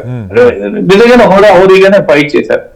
బట్ ఓవరాల్ చిన్న పార్టీస్ ఉంటే అన్లెస్ అంటే leader is very popular, vote split చేసేంత స్కోప్ ఉంటది. ప్రజలు కూడా అర్థమైపోతుంది. ఇప్పుడు వాళ్ళ చిన్న పార్టీకి ఓట్ వేసే అనవసరం స్ప్లిట్ అవుతుంది, మనకు రాజస్థాన్కి గవర్నమెంట్ ఫార్మ్ చేయదు. Go with the Congress team or BJP team అట్లా వెళ్ళిపోదామని చూస్తూ ఉంటారు. బట్ మనకు వచ్చిన రిపోర్ట్స్ ప్రకారం చాలా మటుకు బీజేపీనే అంటా ఉంది. ఇప్పుడు ఇంకా కొత్త నివేదికలు కూడా వస్తున్నాయి సార్. దైనిక్ భాస్కర్ అయితే 150 స్థానాలు మహావికాస్ అగాడి గెలుస్తుందని చెప్తున్నారు. ఇందాక నేను చెప్పిన పీపుల్ మార్క్ 146 స్థానాల్లో గెలవచ్చు అంటూ ఉన్నారు. సో కొంచెం రేంజ్ ఇద్దరికి ఇస్తున్నారు. ఎందుకంటే పర్టికులర్లీ పార్లమెంట్ ఎలక్షన్ తర్వాత కూడా ఈ పోల్స్టర్ కూడా కొంచెం జాగ్రత్త పడుతుంది. ఎందుకంటే మరి ఆఫ్ ద మార్క్ అయిపోయింది. పార్లమెంట్ లో స్వీప్ అని పార్ అని పెట్టి అది క్యాంపెయిన్ చేశారు. ప్రాబ్లీ అది హ్యూమన్ బీయింగ్ ప్రతి ఒక్కరు ఇంపాక్ట్ అవుతారు. ఇంకా ప్రజలు కూడా వెళ్ళి అడిగినా కూడా అసలు చెప్పరు. వాళ్ళు మనసులో ఏముంది ఎవరు కోటేయాలని కానీ సో ఇప్పుడు బయట వచ్చి అడిగినా- శ్రీనివాసరావు గారు, Yeah. మీ ద్వారా ఒక చిన్న ప్రశ్న గౌరీశంకర్ గారు చెప్పండి. సార్, ఒక చిన్న అబ్జర్వేషన్ మీరు చెప్పండి. అంటే ఇప్పటి వరకు మీరు మహారాష్ట్ర ఎన్నికలను చూసినట్టయితే మనం ఎప్పుడు కూడా చాలా ఇండిపెండెంట్ పాకెట్స్ లాగా జరుగుతాయి ఇక్కడ చూసిన యాజ్ అ పొలిటికల్ అబ్జర్వర్ గా ఎక్కడ కూడా యాజ్ ఎంటైర్ యూనిట్ మహారాష్ట్ర అంతా ఒక తీరు ఓటేది. కానీ ఫస్ట్ టైం అసలు ప్రతి చోట కూడా వర్టికల్ గా డివైడ్ అయిపోయింది అన్ని రకాలుగా ఐడియాలజికల్ లైన్స్ లో అండ్ అదర్వైజ్ ఆల్సో. మీరు ఆ అబ్జర్వేషన్ ఒక్కసారి కొంచెం టచ్ చేస్తే బాగుంటుంది. ఓకే రైట్ గౌరీశంకర్ గారు. డెఫినెట్ ఇప్పుడు మహారాష్ట్రలో ఎట్లా అంటే హిందుత్వ ఐడియాలజీ దాని మీద మాత్రం బాగా ఉంటుంది. ఇంకా శివాజీ మహారాజ్ లెగసీ తోటి జనరల్లీ శివసేన ఒరిజినల్ శివసేన బాల్ ఠాకరే గారు ఉన్నప్పుడైతే తను ఓపెన్ గా ఎన్నో ఇంటర్వ్యూస్ చూసాం మనం. ఓకే मैं जिंदगी में जान है तक मैं कभी कांग्रेस से नहीं मिलूंगा, जिस दिन कांग्रेस से मिलना चाहता उस दिन मैं पार्टी बंद कर दूंगा అన్నాడు. అంతవరకు స్టేట్మెంట్ వెళ్ళదు. కానీ వాళ్ళ అబ్బాయి he join dance with it. But generally ఆ హిందుత్వ ట్రెండ్ మాత్రం డిఫరెంట్ గా మహారాష్ట్ర ఎలక్షన్స్ లో ఉంటుంది. ఆ మాటకు వస్తే మీకు బీజేపీలో కూడా చాలా మంది చాలా వ్యతిరేకంగా ఉన్నారు. ముఖ్యంగా ఇప్పుడు ఏదైతే కాంగ్రెస్ ఆశలు పెట్టుకుందో అజిత్ పవార్ వర్గాన్ని చేర్చుకోవటం, కొన్ని ముఖ్యమైన సీట్లు ఆ వర్గానికి ఇవ్వటం, కొన్ని మైనారిటీ సీట్లు ఇవ్వడంలో బీజేపీ కూడా చాలా హార్డ్ కోర్ బీజేపీ వాదులు జీర్ణించుకోలేకుండా విమర్శ కూడా ఉంది గౌరీశంకర్ గారు అక్కడ. ఇప్పుడు మనకి శరద్ పవార్ వీకెండ్ చేయాలంటే అజిత్ పవార్ తీసుకోవాలని అదో స్ట్రాటజీ. జనరల్ గా ఏంటంటే weekend old patriarch Ajit Pawar మన శరద్ పవార్ గారు బారామతి కానీ వాళ్ళ ఎన్నో constituency they have very good hold. Okay and particularly sugar cane లాబీలో మాత్రం చాలా బాగా హోల్డ్ ఉంది శరద్ పవార్. అండ్ జనరల్లీ ఈ ప్రో ఇండస్ట్రీ అని ఇమేజ్ ఉంది శరద్ పవార్ గారు ఓకే మొదటి నుంచి. రైట్ కాబట్టి పర్టికులర్లీ ఇండస్ట్రియలిస్ట్ కానీ చాలా మంది వాళ్ళకి సపోర్ట్ చేస్తా ఉన్నారు. బట్ ఇప్పుడు చూస్తే మాత్రం భారతీయ జనతా పార్టీ బాగానే వాళ్ళు క్యాంపెయిన్ చేశారు, వాళ్ళు బాగానే వర్కౌట్ చేసుకున్నారు ఈసారి. రైట్ ఒకసారి మనం రవికుమార్ గారి దగ్గరికి వెళ్దాం. రవికుమార్ గారు జార్ఖండ్ గురించి అంటే మీ అంచనా, జార్ఖండ్లో గత పార్లమెంటులో ఈ కూటమి కొంత పెరిగింది గతంతో పోల్చుకుంటే, కానీ గ్యాప్ మొన్న పార్లమెంట్ ఎన్నికల్లో కూడా వీళ్ళు 9 స్థానాలు గెలిచారు ఎన్డీఏ కూటమి, జార్ఖండ్ ముక్తి మోర్చా కాంగ్రెస్ అన్ని కలిపి 5 స్థానాలు గెలిచాయి. ఓట్ షేర్ ఒక 7-8% తేడా ఉంది. బట్ అంతకుముందు పార్లమెంట్తో పోల్చుకుంటే చాలా ఇంప్రూవ్ అయ్యారు. బట్ ఇప్పుడు అక్కడ ఈ చంపై సోరేన్ ఇటు చేరటం, లేదంటే హేమంత్ సోరేన్ జైలు పాలవటం, ఇవన్నీ కూడా బయటకు వచ్చినప్పటికీ ఏ మేరకు జార్ఖండ్లో అంటే ఆర్జేడీ వాళ్ళతో కలిసి ఉంది, అలాగే all India Jharkhand students union ఒకటి బీజేపీతో కలిసి ఉంది, అక్కడ ఎలా ఉండొచ్చు అంటారు రవికుమార్ గారు? జార్ఖండ్ అనేది డే 1 నుండి కూడా అది బీజేపీ లీడ్ తీసుకుంటూ పోతుందండి. ఎందుకంటే మీకు ఇక్కడ అపోజిషన్ పార్టీ కూటమిలో ఏదైతే లీడర్షిప్ ఉందో, ఇప్పుడు మీరు చెప్పినట్టుగా ఆయన జైలుకి వెళ్ళి రావడం కానీ, లేకపోతే కాంగ్రెస్ టాల్ లీడర్షిప్ లేకపోవడం కానీ, ఇవన్నీ కూడా ఏంటంటే కొంత క్యాంపెయిన్ ఇష్యూస్ కానీ ఇవన్నీ చాలా సమస్యలు ఉన్నాయి. జార్ఖండ్ అనేది ఈ మహారాష్ట్ర క్యాంపెయిన్ జరిగినంత వాడివేడిగా జరగలేదు. మీరు అబ్జర్వ్ చేస్తే జార్ఖండ్ ప్రయారిటీ లేనట్టుగానే చూస్తారు అందరూ కూడా. ఎందుకంటే 81 సీట్లు ఉన్న చిన్న రాష్ట్రం, సో ఖచ్చితంగా 40 సీట్లు వస్తే ఎవరైనా ఈజీగా గవర్నమెంట్ ఫామ్ చేయొచ్చు. బట్ అక్కడ ఇక్కడికి అక్కడికి తేడా ఏంటంటే బీజేపీ తాలూకా మార్క్ పాలిటిక్స్. బీజేపీ ఏంటంటే పోల్ మేనేజ్మెంట్ లో కానీ చాలా ఆర్ఎస్ఎస్ కార్యకర్తలు గ్రౌండ్ లో పనిచేసే విధానం కానీ వీళ్ళందరూ కూడా ఏంటంటే ఎప్పుడైతే అవినీతి పార్టీ అనేది అని అపోజిషన్ పార్టీకి ముద్ర పడిపోయిందో, సో నేచురల్ గా ఏమవుతుంది అంటే కొంత బీజేపీకి ఉన్న పాజిటివ్ ఇమేజ్ అనేది కలిసి వస్తుంది. సో అది కాకుండా ఏంటంటే బీజేపీ అక్కడ ఉన్న ఎస్టీ బెల్ట్స్ లో చాలా స్ట్రాంగ్ గా ఉంది. ఆదివాసీల్ని బాగా గట్టిగా ప్రయత్నం చేశారు. చెప్పండి రవి గారు.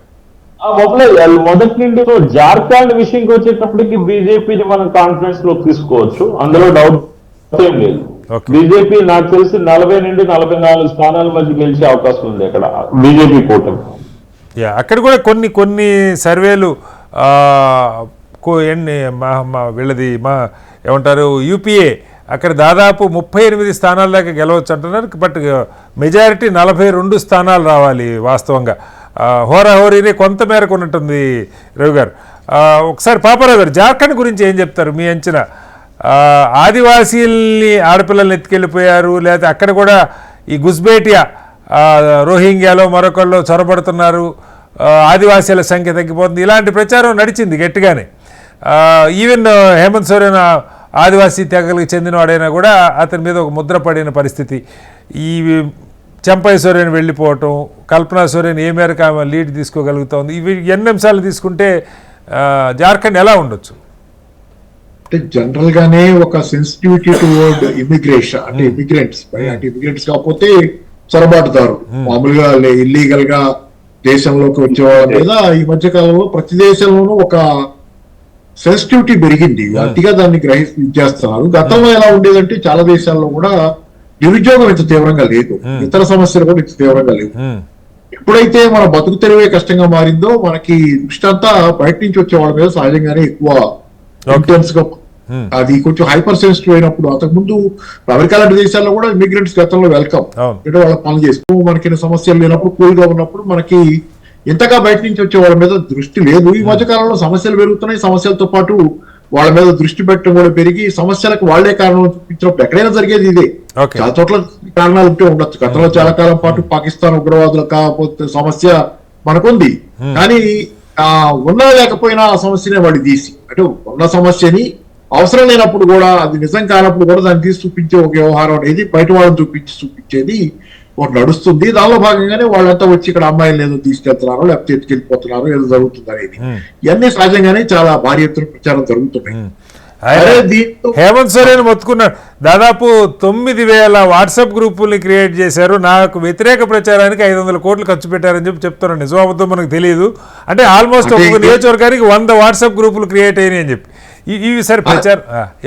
పెద్ద ఆశ్చర్యం, ఇంకా తెలంగాణలో కూడా ఇదే ప్రచారం నడిచింది కదా. తెలంగాణలో కూడా ఏంటంటే ఆ కాంగ్రెస్ వాళ్ళు చాలా పెద్ద ఎత్తున సోషల్ మీడియా వాడి మమ్మల్ని దెబ్బతీశారనేది టీఆర్ఎస్ కేటీఆర్ వీళ్ళు మాట్లాడటం. అసలు ప్రతి చోట సోషల్ మీడియా అనేది ఒక పెద్ద విషయం అయింది సార్ ఈరోజు. ఎందుకంటే మీరు రోడ్డు మీద నడుస్తూ చూసినా గానీ రోడ్డు మీద జనాలు, పిల్లలు మరి ముఖ్యంగా చాలా మంది మొబైల్ ఫోన్ చూసుకున్నట్టే ఆల్మోస్ట్ ఆల్ కంటిన్యూస్ గా సోషల్ మీడియాలో ఉన్నాం, లేకపోతే కొద్దిమంది తప్పితే దానిలోనే ఉన్నారు. కాబట్టి అదే వాళ్ళకి తెలిసిన ప్రపంచం. వర్చువల్ రియాలిటీ ద్వారా తెలుసుకున్న తప్పితే పక్క వాళ్ళతో మాట్లాడి సామాజిక సమస్యలు, సామాజిక కోణం, అంటే సామాజికం అంటే సమస్యలు పక్క వాళ్ళ నుంచి అయితే అదే సమాజం కదా. పక్క వాళ్ళతో మాట్లాడటం పోయింది, వయాదా వర్చువల్ రియాలిటీ తెలుసుకోవడం పెరిగిన తర్వాత మీకు అర్థమయ్యేది అక్కడ దాకే. అప్పుడు ఇక్కడ నేను ఒకటే అనేది, ఇక్కడ ప్రస్తుతం ఏంటంటే ఓవరాల్ గా ఇప్పుడు దాకా కూడా దేశంలో గత కొద్ది సంవత్సరాలుగా కానీ కొన్ని దశాబ్దాలుగా కానీ ఆకలి, ఫుడ్, క్లాతింగ్ అండ్ షెల్టర్ పెద్ద ఇష్యూస్ గా లేవు. బేసిక్ ఇష్యూస్ సమసిపోయింది, అది నిజం.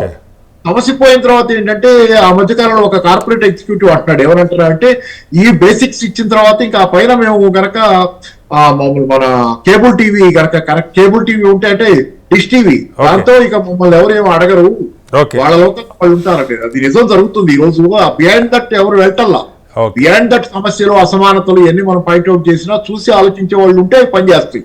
కాబట్టి ఏంటి అక్కడ ఆగిపోయారు. కాబట్టి ఇంకా అది ఎప్పుడు వస్తుంది, మళ్ళీ ఏమైనా మార్పు వస్తే, అసలు ఈ బేసిక్స్ ఉన్నాయి చూసారా, మళ్ళీ రివర్స్ గేర్ లో లేకుండా పోతే అప్పుడు మళ్ళీ ఆలోచిస్తూ వేడి. చాలా దేశాల్లో జరిగింది కదా, శ్రీలంకలో జరిగింది, వేరే దేశాల్లో కూడా అదే జరుగుతుంది.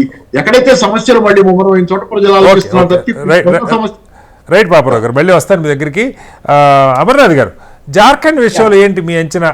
సరే, విమర్శలు ఎన్నున్నా అతి కార్పొరేట్ల కన్ను మొత్తం జార్ఖండ్ మీద ఉంది. న్యాచురల్ రిసోర్స్ ఐరన్ కానీ అతి ఎక్కువ భూమి నుంచి తీయగలిగిన రాష్ట్రం, పేదరికం అత్యధికంగా ఉన్న రాష్ట్రం, వెనుకబాటుతనం ఉన్నటువంటి రాష్ట్రం. ఆ రాష్ట్రంలో ఫలితాలు ఎలా ఉండొచ్చు?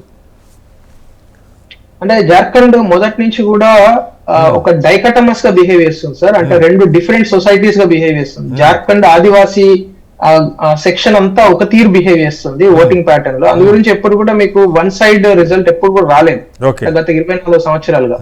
అయితే ఈసారి జార్ఖండ్ లో ఏమైందంటే అటు ఆదివాసీ గ్రూప్స్ అంటే ట్రైబల్ గ్రూప్స్ కావచ్చు, ఇటు నాన్ ట్రైబల్స్ గ్రూప్స్ అంటే ఎస్పెషల్లీ ఓబీసీ. ఇప్పుడు రఘుబర్ దాస్ ఓబీసీ లీడర్ అక్కడ, అట్లాగే బాబులాల్ మరాండి గారు ఆదివాసీ లీడర్.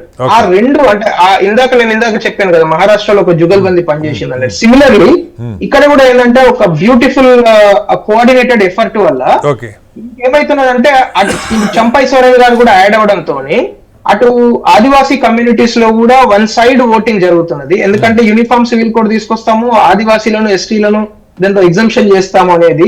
అట్లాగే గోగో దీది యోజన అంటే సిమిలర్ టు ఈ మహాలక్ష్మి పథకం కావచ్చు, లేకుంటే యూనిఫామ్ సివిల్ కోడ్ లో ఆదివాసీలు ఎగ్జామ్ చేస్తారా? వాళ్ళకి యూనిఫామ్ సివిల్ కోడ్ ఉండదా? ఎందుకంటే అక్కడ వాళ్ళ సంస్కృతి సాంప్రదాయాలు, ట్రైబల్ సంస్కృతి సాంప్రదాయాలకు అది మొదటి నుంచి కూడా ఆపాదించబడ్డది కాబట్టి ఆ సంస్కృతిని దాన్ని గౌరవిస్తూ ఎగ్జామ్స్ చేయడం అనేది అమిత్ షా గారు కావచ్చు, మోడీ గారు సో కావచ్చు. దేశం అంతా ఒకటే కోడ్ ఉండాలని నినాదం కదా అమర్నాథ్ గారు, అది ఇక్కడ మాత్రం ఎగ్జామ్షన్ ఇస్తారు. Okay go head. లేదు, దానిలో ఉన్నాయి కదా జార్ఖండ్ లో. ఓకే ఓకే నేను చెప్తాను. చెప్పండి. దానిలో ఒక స్పెసిఫిక్ అంశాల గురించి మాత్రం మాట్లాడుతున్నాం. మనం అన్ని యూనిఫామ్ సివిల్ కోడ్ అయితే యూనిఫామ్ సివిల్ కోడ్, కాకపోతే ఇప్పుడు SC/ST atrocity act criminal IPC code లో ఉంది, కానీ అది ఎట్లా, అది ఒక ఎగ్జామ్షనే కదా. మనం CRPC ప్రకారము ఎవ్రీవన్ ఈస్ ఈక్వల్, కానీ SC/ST అట్రాసిటీ ఎట్లా పెట్టుకున్నాము, ఒక యాక్ట్ పాస్ చేస్తే మనం అట్లాంటి ఎగ్జామ్షన్ గురించి మాట్లాడుతున్నాం తప్పితే వాళ్ళకు యూనిఫామ్ సివిల్ కోడ్ వర్తించదనేది కాదు. నేను మీరు ఫస్ట్ టైం విన్న ఎగ్జామ్షన్ ఉంది కొన్ని వర్గాల కంటే, అది ఫస్ట్ టైం విన్నాను కాబట్టి ఆయన శ్రీనివాసరావు గారు ఇస్తారు. మ్యారేజ్ విషయంలో ఎగ్జామ్షన్ ఇచ్చారు, అంటే ఎగ్జామ్షన్ ఇస్తామని చెప్పాం. సివిల్ పాస్ కాలేదు అక్కడ. పాపారావు గారు క్విక్ గా చెప్పండి మీ పాయింట్. వాళ్ళు అది ట్రైబల్స్ కి ఎగ్జామ్షన్ ఇచ్చారు యూనిఫామ్ సివిల్ కోడ్ నుంచి అన్నది నిజం, కానీ ఏంటంటే నేను అనుకుంటూ ఎలక్షన్ ఉన్నాయి కాబట్టి దీని గురించి మాట్లాడుతున్నారు తప్పితే, బట్ బేసికల్లీ నా ఉద్దేశం అది నేను అనుకుంటాం, కానీ ఎగ్జామ్షన్ అనేది మాత్రం వాళ్ళు talking about it in Jharkhand మాట్లాడుతున్నారు. అక్కడ ముఖ్యంగా ఇంకొక ఇంపార్టెంట్ పాయింట్ ఏంటంటే, అక్కడ anti conversion and Bangladeshi illegal immigrants అనేది చాలా పెద్ద సమస్య అండి. ఎందుకంటే ఆదివాసీలలో ఎప్పుడైతే ఒక ఆదివాసీ మనం మ్యారేజ్ చేసుకుంటామో అక్కడ ఒక ల్యాండ్ రైట్స్ కావచ్చు, అక్కడ అంటే ఇప్పుడు మీకు మిగతా దేశంలో ఒక తీరు ఉంటే ఆదివాసీ ఏజెన్సీ ప్రాంతాలలో ఒక తీరు ఉంటాయి, మన దగ్గర కూడా ఏజెన్సీ ప్రాంతాలు ఉన్నాయి.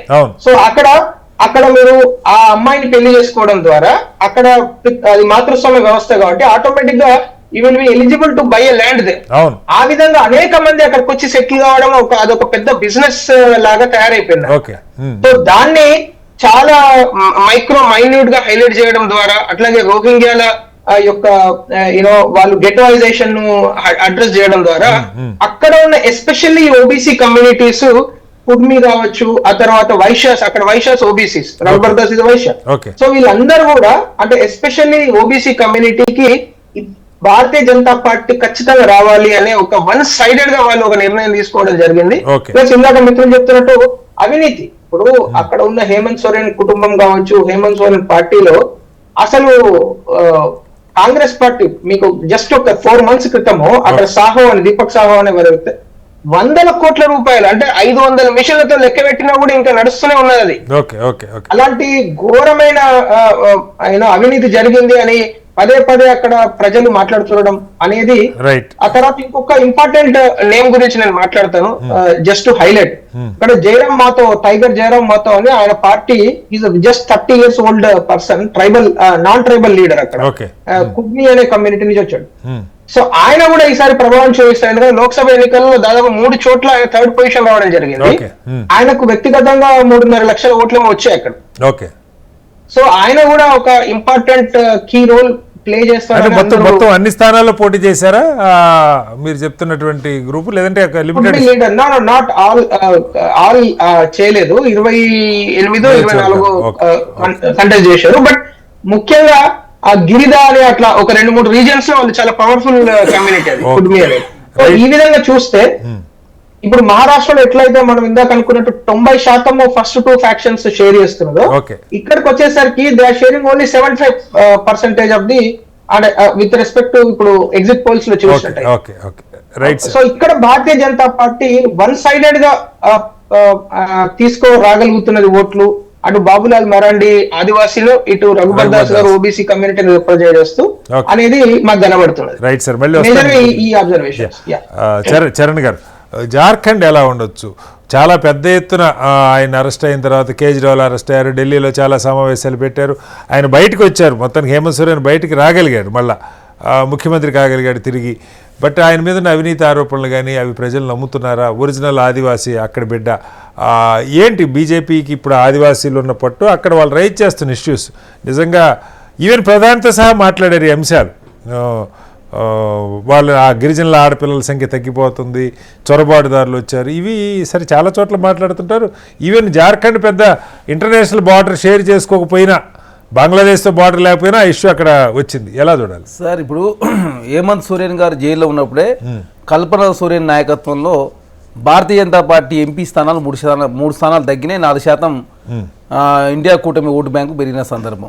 అదే కాకుండా హేమంత్ సోరెన్ గారిని బీసీ రిజర్వేషన్ పెంచినందుకే జైలు పంపించారని చెప్పేసి అక్కడ దాని మీద పెద్ద ఎత్తున చర్చ జరిగింది. దానిలో భాగంగా తన మీద ఈడీ కేసు పెట్టారని చెప్పేసి ప్రజల్లో అపోహ. అదే కాకుండా మణిపూర్ అల్లర్లు కూడా, మణిపూర్లో భారతీయ జనతా పార్టీ అక్కడ అధికారంలో ఉండి అక్కడ ఆదివాసుల మీద గిరిజనుల మీద పెద్ద ఎత్తున దాడులు జరుగుతూ ఉన్నాయి కాబట్టి అది కూడా అక్కడ ఇంపాక్ట్ చూపించే అవకాశం ఉంది. అదే కాకుండా ఆ ఇంపాక్ట్ చూపిస్తుందని తెలిసే అమిత్ షా గారు మిగతా రాష్ట్రాల్లో పోయేమో 50% సీలింగ్ మేము ఎత్తేమని చెప్తా ఉన్నారు. జార్ఖండ్ పోయి ఎస్సీ ఎస్టీల కోసం మేము 50% సీలింగ్ తీసేస్తామని చెప్పేసి ఎప్పుడైతే అమిత్ షా గారు మాట్లాడారంటే చాలా స్పష్టంగా ఆదివాసులు గిరిజనులు భారతీయ జనతా పార్టీ నమ్మే పరిస్థితులు లేరంటగా కనపడతా ఉంది. అదే కాకుండా ఇక్కడ ప్రధానంగా ఈసారి భారతీయ జనతా పార్టీ ఏం చేసిందంటే ఆల్ జార్ఖండ్ స్టూడెంట్ యూనియన్ తో కూడా పొత్తు పెట్టుకోవడం జరిగింది. ఎందుకు భారతీయ జనతా పార్టీ ఒంటరిగా మేము గెలవలేమనుకున్నారు, మరి దానిలో భాగంగానే అక్కడ జేడీయూ కావచ్చు, చాలా పార్టీలతో పోతుంది, వామపక్షాలు సిపిఐ ఎంఎల్తో ఉంది. మాకు ఇంతకుముందు ఎప్పుడైతే పార్లమెంట్ ఎలక్షన్ లో మేము 4 పార్టీలతో పొత్తు పెట్టుకున్నాం, ఇప్పుడు భారతీయ జనతా పార్టీ ఆల్ ఇండియా అంటే జార్ఖండ్ ఆల్ స్టూడెంట్ యూనియన్ తో కూడా పొత్తు పెట్టుకునే పరిస్థితి వచ్చిందంటే భారతీయ జనతా పార్టీని అక్కడ ఉన్నటువంటి ప్రజలు విశ్వాసంలో తీసుకోవడం లేదు. అదే కాకుండా భారతీయ జనతా పార్టీ అధికారంలోకి వస్తే మళ్ళీ ఏమన్నా అదాని లాంటి వాళ్ళు అక్కడ బొగ్గుగల్ల మీద కావచ్చు ఆదివాది మీద పెత్తనం చేసే కార్యక్రమం జరుగుతుంది కాబట్టి ప్రజలు ఒక భయాందోళనతో అయితే ఉన్నమాట వాస్తవం. ఖచ్చితంగా హేమంత్ సోరెన్ గారు ఇప్పుడు బయటకు వచ్చారు. ప్రధానంగా హేమంత్ సోరెన్ గారు జైల్లో ఉన్నప్పుడే భారతీయ జనతా పార్టీ పెద్ద ఎత్తున సెంటిమెంట్, జాతీయ స్థాయి సెంటిమెంట్ ను, హిందుత్వ ఎజెండాని ఇవన్నీ పెద్ద ఎత్తున ప్రయోగించినా కూడా 3 స్థానాలు పెరిగింది. కాబట్టి ఈసారి హేమంత్ సోరెన్ గారు బయటకు వచ్చారు, ఎక్కడ కూడా ఇండిపెండెంట్ లో బెడద లేకుండా చూసుకున్నాడు. అదే కాకుండా అక్కడ అంటే భారతీయ జనతా పార్టీ వస్తే ఏం జరగబోతుందనే విషయాన్ని కూడా ప్రజల గురించి ప్రయత్నం చేసింది. కాబట్టి ఖచ్చితంగా జార్ఖండ్లో ఇండియా కూటమికి అంత తీసిపారేయడం వీల్లేదు.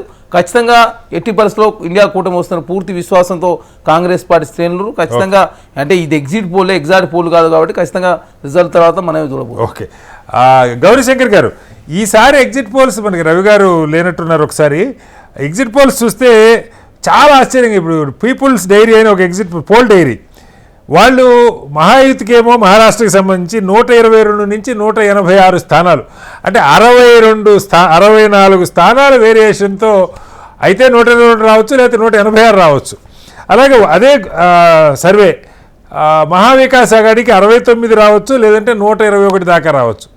60 స్థానాల వేరియేషన్తో ఎగ్జిట్ పోల్స్ ఇస్తే అసలు ప్రజలు వీటిని నమ్ముతారా? ఎలా అర్థం చేసుకోవాలి గౌరీశంకర్ గారు?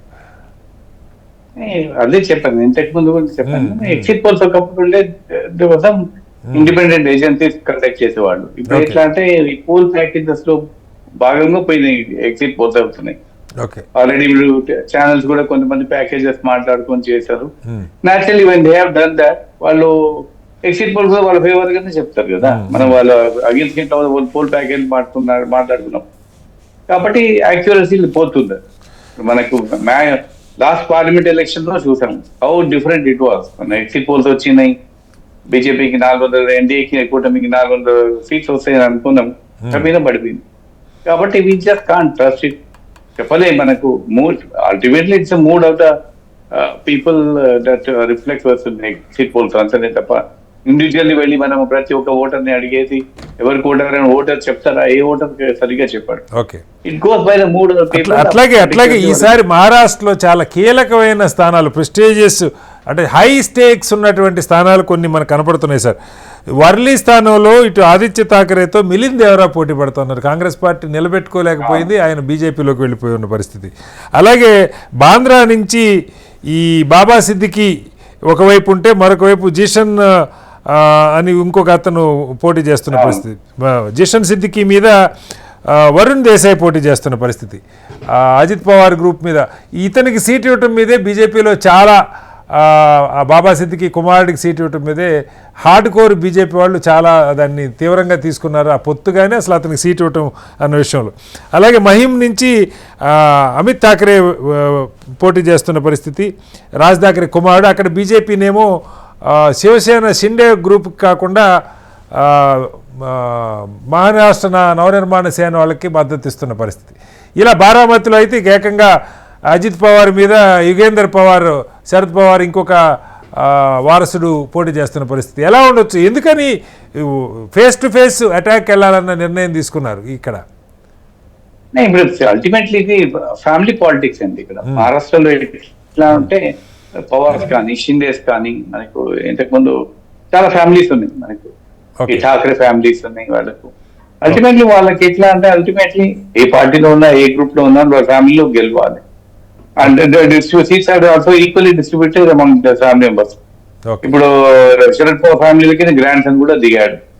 ఎందుకంటే అజిత్ పవార్ అయితే ఎప్పుడైతే ఎక్కడ పక్కన వెళ్ళాడు తను అల్టిమేట్లీ అజిత్ పవార్ కి ఏంటంటే ఈ wanted to become the chief minister. ఆయన కోరిక అంటే అల్టిమేట్లీ శరద్ పవార్ కూడా ఎట్లా ఉందంటే వాళ్ళు మొత్తం ఫ్యామిలీ డామినేషన్ ఉండాలి, ఫ్యామిలీ కంట్రోల్ లోనే ఉండాలి వాళ్ళకు.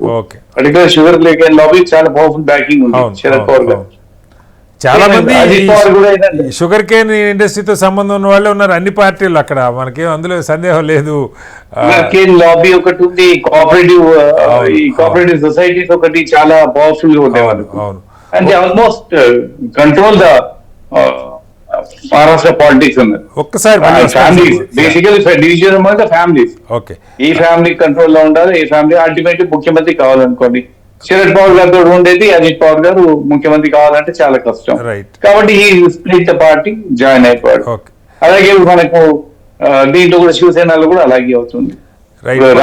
రాజ్ ఠాకరే ఉన్నారు. రాజ్ ఠాకరే గారు నిజంగా వెరీ గుడ్ స్పీకర్ ఉంది, కానీ పబ్లిక్ లో జనరల్లీ ఆయనకి ఓట్ వేయలేదు, పబ్లిక్ మద్దతు లేదు అసలు.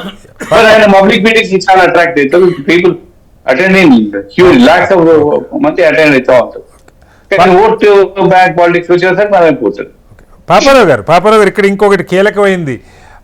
ఇప్పుడు మహాయుతిలో ఫడ్నవీస్కి ఎంత అసంతృప్తి ఉన్నా ఆయన బయటపడట్లా, కొంత దాన్ని ఆయన ఆబ్వియస్లీ 170 స్థానాలు పోటీ చేస్తున్న పార్టీ ముఖ్యమంత్రి షిండే వర్గానికి గతంలో ఇచ్చారు, ఇప్పుడు కూడా దాదాపు ఇస్తామన్న ఇదే కనపడుతోంది, ఆయన్ని ముఖ్యమంత్రి అని చెప్తా ఉన్నారు.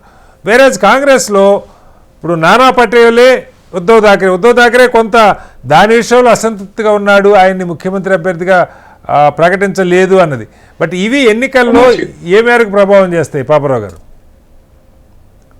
అంటే వాళ్ళ ఇంటర్నల్ వ్యవహారాలు బయటకి ఇప్పుడు వాళ్ళు ప్రకటించలేదు కాబట్టి అసంతృప్తిగా ఇవన్నీ రూమర్సే కాబట్టి జనరల్ గా పెద్ద తీవ్రంగా ఉండకపోవచ్చు. కానీ ఒకటి మాత్రం నిజం, ఇక్కడ బీజేపీకి సంబంధించినంత వరకు బీజేపీ ఎవరికైనా సీఎం పదవి. నితీష్ కి గతంలో ఎన్నిసార్లు ఇచ్చారు వాళ్ళు, ఆ గుర్తున్నంతలోనే నితీష్ ని వాళ్ళు అంటే కాకపోతే ఏంటంటే వాళ్ళకి కావాల్సింది ఒకటే బీజేపీకి తను అనుకున్న వర్గాలకి, ముఖ్యంగా పెట్టుబడిదారీ వర్గం ఒకటి ఉంది కదా అదాని అంబానీలు అనేది, వాళ్ళకి ఫేవర్ జరిగినంతసేపు అక్కడ ఎవరున్నారు ఇది పెద్ద పట్టింపు లేని విషయం. ఎందుకంటే అవార్డుల విషయం కూడా చూసుకుంటే అవార్డులు ఇచ్చేట సందర్భాల్లో కూడా అవార్డులు వాళ్ళు చాలా లిబరల్ గా ఇస్తారు, అన్ని వాళ్ళు లెఫ్ట్ వాళ్ళకు కూడా ఇస్తున్నారు, చాలా చోట్ల లెఫ్ట్ వాళ్ళకు కూడా అవార్డులు వాళ్ళకి ఏం పట్టవు. జస్ట్ ఏంటంటే కాకపోతే వాళ్ళ ఉద్దేశం ఏదైనా కావచ్చు, వాళ్ళిద్దరిని పోషించడం ఏదో కొరియాలో లాగా చెబోల్స్ అని చెప్పి అట్లా వాళ్ళు తెచ్చి కాన్సెప్ట్ ఉంది కదా చెబోల్ అనేది, కొంతమంది పెట్టుబడిదారులను ముందు ఎదిగించి దాని ద్వారా దేశం ఏదైనా కారణం ఏదైనా కానీ వాళ్ళిద్దరికి అడ్డం రానంత వరకు. రెండోది ఏంటంటే ఇక్కడ మీరు చెప్పింది చివరిగా చెప్పేది నిజమే, ఇక్కడ సుప్రియా సూలేకి సంబంధించినంత వరకు మీరు గమనిస్తే కనుక వాళ్ళ ఫ్యామిలీ డిస్ప్యూట్స్ లో పవర్ ఫ్యామిలీ డిస్ప్యూట్ లో సుప్రియా సూలే మీద కట్అవుట్ అయింది. ఇప్పుడు మామూలు ఫ్యామిలీ డిస్ప్యూట్స్ ఎలా ఉంటాయంటే తలా ఓ పార్టీలో ఉంటారు, అందరు కలిసి మొత్తం మీద ఫ్యామిలీ అంతా వెనకాల ఒకటే, బయట పార్టీలు మారితే ఒక్కో పార్టీలో ఒకళ్ళు ఉంటారు, వ్యవహారం నడుపుకుంటుంటారు. కానీ అది చాలా కట్అవుట్ అయింది అనేది ఈ మధ్య కాలంలో Supriya Sule crypto currency scam ఒక బిట్ కాయిన్ ఒకటి నడుస్తుంది, audio bit coin scam, crypto currency bit coin అది.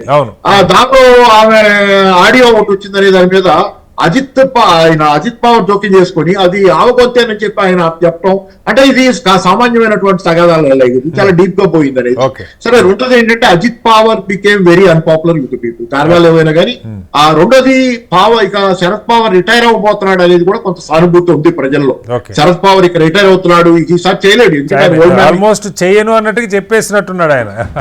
చెప్పక్కర్లా అసలు, ఆయన చూస్తేనే ఆరోగ్యం తెలిసిపోతుంటది, బాగా బ్రెయినీ తెలివైన వాడు కాబట్టి మాత్రం నడుపుతున్నాడు, కాబట్టి ఆయన కూడా ఉండడు అనేది రిటైర్ అవుతున్నాడు అనేది ఒక టాప్ లైన్, ఒక మహారాష్ట్ర రాజకీయాల్లో చాలా కాలం పాటు నాయకుడు కాబట్టి అదొక సానుభూతి ఉంది. తర్వాత ఇంకోటి ఏంటంటే ఇక్కడ ఒకటి మాత్రం నిజం, ఇందాక మన అమర్నాథ్ గారు చెప్పిన దానిలో రాహుల్ గాంధీ అబద్ధాలు ఆడుతున్నాడు అనే ఫీలింగ్ నెమ్మదికి వస్తుంది. ఎందుకంటే నేను చెప్పడం ఒకటి కాదు, మరి మీకు కనపడితే ఉదయపూర్ డిక్లరేషన్ చూసుకుంటే ఉదయపూర్ డిక్లరేషన్ లో వాళ్ళు ఫిరాయింపులు వ్యతిరేకించారు. తెలంగాణలో కానీ అక్కడ ఇక్కడ ఫిరాయింపులు మళ్ళీ వాటిని చూసి చూడనట్టు ఉంటారు. అలాగే అదాని విషయంలోనేమో రాహుల్ గాంధీ ఎగిరి పడతాడు, తెలంగాణలోనేమో రేవంత్ రెడ్డి ఆహ్వానిస్తాడు. చాలా విషయాల్లో డ్యూబియస్నెస్ కొంత ఖచ్చితంగా మనం ఒప్పుకొని తీరాలి. ఆయన దాన్ని రెక్టిఫై చేసుకొని ప్రిన్సిపల్డ్ గా ఆయన నమ్మదగ్గ వ్యక్తిగా చాలా విషయాల్లో తేడాలు ఉన్నాయి. తర్వాత ఒక్క నిమిషం సార్, లాస్ట్ టైం కాకపోతే ఏంటంటే మహారాష్ట్ర, నేను ఒకటి ఇంకొచ్చిన నాకే ఒక డౌట్ ఉంది, యాక్సిస్ మై ఇండియా సర్వే వచ్చిందా ప్రదీప్ గుప్తాది? నాకు ఇప్పుడు జార్ఖండ్ వచ్చింది, కనపడలేదండి. ఇది మహారాష్ట్ర అయితే జార్ఖండ్ ఏమన్నారండి ఆయన? మన ఇండియా కూటమి గెలుస్తున్నదని చెప్పారు. ఓకే, అదే యాక్సిస్ మై ఇండియా కొంత ఈ మధ్య కాలంలో కొంత రిలయబుల్ గా ఉంది. మధ్యలో 2-3 సార్లు తప్పైనా కానీ అతనికి కొంచెం కన్సైన్స్ ఉన్నట్లుంది. ఆ మధ్య కన్నీళ్లు కూడా పెట్టుకున్నాడు, ఒక చోట నేను తప్పు చేశాననే దగ్గర కొంత బాధపడి ఇంగ్లీష్ ఛానల్లో. ఏమో మరి తెలియదు, ఆయన అయితే కొంత బాగానే ఉన్నాడు లాస్ట్ టైం అంతా. ఈ మధ్య కాలంలో సర్వేలు ఆయన పుస్తకాలు కూడా ఉన్నాయి, యాక్సిస్ మై ఇండియా, ఆయన ప్రదీప్ గుప్తా.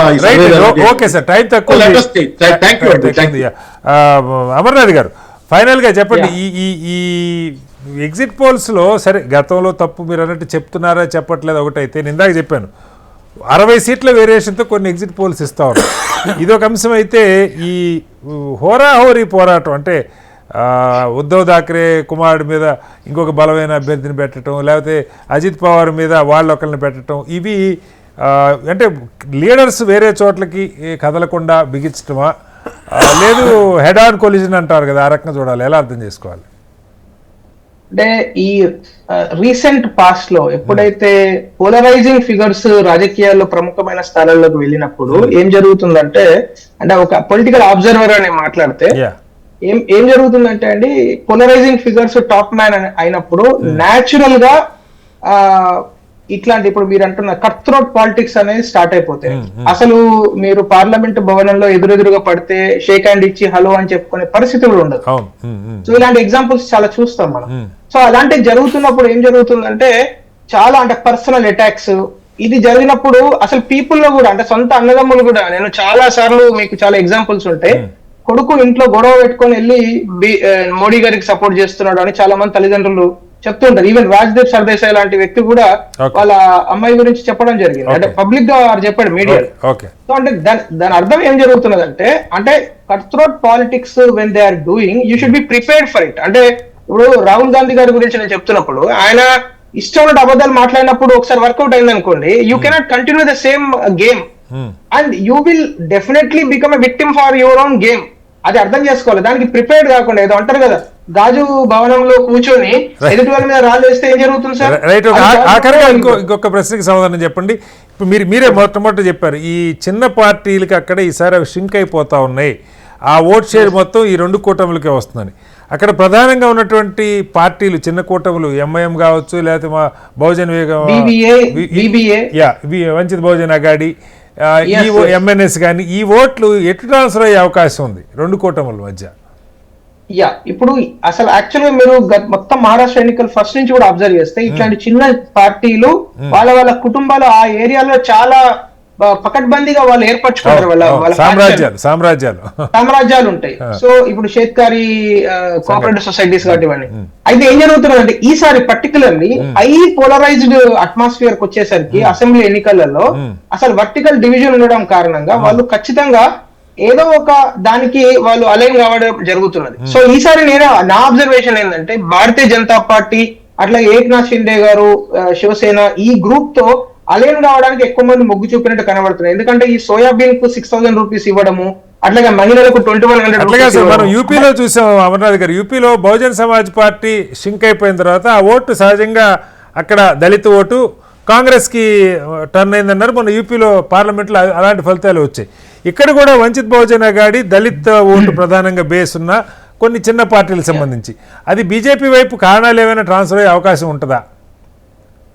అది అట్లా ఉండదు సార్. అంటే మీరు ఈవెన్ ఎస్సీ నియోజకవర్గాలను చూసినా, నేను మహారాష్ట్రలో చాలా ట్రావెల్ చేసి ఉన్నాను, ఎస్సీ నియోజకవర్గాలను చూసినా కూడా ఎక్కడ కూడా ఎస్సీ కమ్యూనిటీ ఓటు 20% దాటదు. సో అందుమూలంగా ఏం జరుగుతుందంటే నాన్ ఎస్సీ ఒక బలమైన సామాజిక వర్గం చాలా ఆ ఏరియాలో చాలా ప్రభావం చూపించడం జరుగుతుంది అనమాట, ఎస్పెషల్లీ ఓబీసీ. అందుగురించే మీరు చూడండి ఆ జార్ఖండ్ కావచ్చు మహారాష్ట్ర కావచ్చు, మహారాష్ట్రలో ఓబీసీ కమ్యూనిటీ రిజర్వేషన్ టచ్ చేయకుండా మరాఠా కమ్యూనిటీ రిజర్వేషన్ ను సూపర్ న్యూమరికల్ లో తీసుకురావడం ద్వారా, ఆ యాక్ట్ పాస్ చేయడం ద్వారా ఏక్నాథ్ షిండే ముఖ్యమంత్రిగా లేకుంటే భారతీయ జనతా పార్టీ నేతృత్వంలో మహారాష్ట్ర ప్రభుత్వం చాలా పెద్ద సక్సెస్ సాధించాయి. ఎందుకంటే ఈరోజు ప్రజలు నమ్ముతున్నారు. ఎందుకంటే అది సేమ్ ఆ దేవేంద్ర ఫడ్నవీస్ పాస్ చేసిన బిల్లు సుప్రీంకోర్టులో వెళ్ళి ఆగిపోవడం ద్వారా ఏదైతే సేమ్ అదే గవర్నమెంట్ మళ్ళీ దాన్ని రిపేర్ చేసి పంపడం ద్వారా ఈ రోజు అది it is now standing for test of times.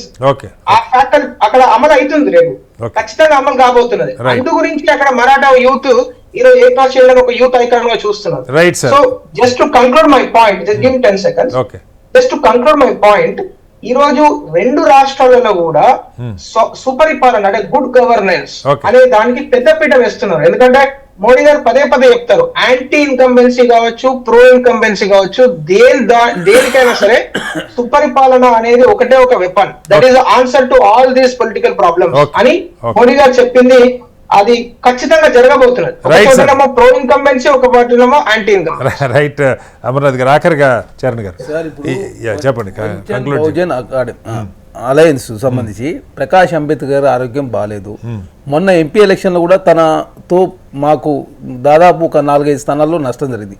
కాబట్టి ఈసారి ఎలక్షన్ లో ఖచ్చితంగా ఈ చిన్న పార్టీలు ఏదైతే ఉన్నాయో వాటి ప్రధానంగా ఓట్ బ్యాంక్ తగ్గబోతా ఉంది. ఎందుకంటే పోయినసారి దాదాపు నియర్ బై 20% వరకు వాళ్ళు తీసుకున్నారు, 25 వరకు. కాబట్టి ఈసారి ప్రధానంగా తగ్గుతా ఉంది. ఎంఐఎం ప్రాబల్యం కూడా అంత అనుకున్న స్థాయిలో వచ్చే అవకాశం. తన స్థానాలు 30 స్థానాల్లో వాళ్ళకి ఓట్ బ్యాంక్ ఉన్నా వాళ్ళు పోటీ. అదే కాకుండా బీఎస్పీ తోటి ప్రధానంగా పోటీ చేయించింది. అంటే భారతీయ జనతా పార్టీ కాంగ్రెస్ పార్టీ ఓట్లు జీలాలని చెప్పేసి బీఎస్పీతో కూడా 230 స్థానాల్లో పోటీ చేయించారు. కాబట్టి ఆ స్థాయిలో కూడా ఓట్లు జీలవు. కాబట్టి హర్యానాలో ఇండిపెండెంట్ ఆమ్ ఆద్మీ మూలంగానే కాంగ్రెస్ కూటమి అక్కడ నష్టం జరిగింది. ఇక్కడ ఆ పరిస్థితి ఉండదు చూడండి. ఎందుకంటే అధిక ధరలు కావచ్చు, రైతాంగం కావచ్చు చాలా పెద్ద ఎత్తున ఇబ్బందులు పడుతున్నారు. కాబట్టి ఎక్కడైనా ఉచితాలకు వ్యతిరేకం అని చెప్పి భారతీయ జనతా పార్టీ 90,000 కోట్ల రూపాయలు మహిళా పథకానికి సంబంధించి 90,000 కోట్ల రూపాయలు ఖర్చు పెట్టున్నారు అంటేనే చాలా స్పష్టంగా మహారాష్ట్రలో ఓటమి దిశగా ఖచ్చితంగా ఏదైతే మహాయుతి కాబట్టి చిన్న పార్టీల ఓటు 25% ఓట్లు పడ్డ పోలరైజ్ అవుతుండొచ్చు. ఆ పోలరైజ్ అవుతున్న క్రమంలో ఆ ఓటు ఎటువైపు వెళ్తుంది, దాన్ని మీరు చూసుకోగలుగుతున్నారా అన్నదే ప్రశ్న చరణ్ గారు. ఈసారి ప్రధానంగా యూత్ 24 లక్షల మంది మొదటిసారి ఓటు అయిపోతా ఉన్నారు. వాళ్ళ ఓటు కూడా చాలా కీలకంగా పోతా ఉంది. కాబట్టి గతంలో మొన్న పార్లమెంట్ ఎలక్షన్లో జరిగిన నష్టం జరగకుండా ఈసారి అన్ని రకాల ఏర్పాట్లు కూడా కూటమిలో ఉన్నటువంటి నాయకులంతా తీసుకొని ఎక్కడ కూడా ఇండిపెండెంట్ బెడద లేకుండా, అదేవిధంగా పోల్ మేనేజ్మెంట్, ఎందుకంటే హర్యానాలో పోల్ మేనేజ్మెంట్ జరగకపోవడం మూలంగానే కాంగ్రెస్ కూటమి ఊడిపోయింది. కాబట్టి అట్లాంటి పరిస్థితి లేకుండా ఎక్కడ తగాద లేకుండా కాంగ్రెస్ కూటమి 101 సీట్లలో పోటీ చేస్తున్నప్పుడు కూడా 90 సీట్లలో శివసేన, ఎన్సీపీ 86 సీట్లలో పోటీ చేస్తుంది. కాబట్టి మాకు ప్రధానంగా అజిత్ పవార్ రూపంలో ఈసారి కాంగ్రెస్ కూటమి గెలవబోతా ఉంది మహారాష్ట్రలో. చూడండి.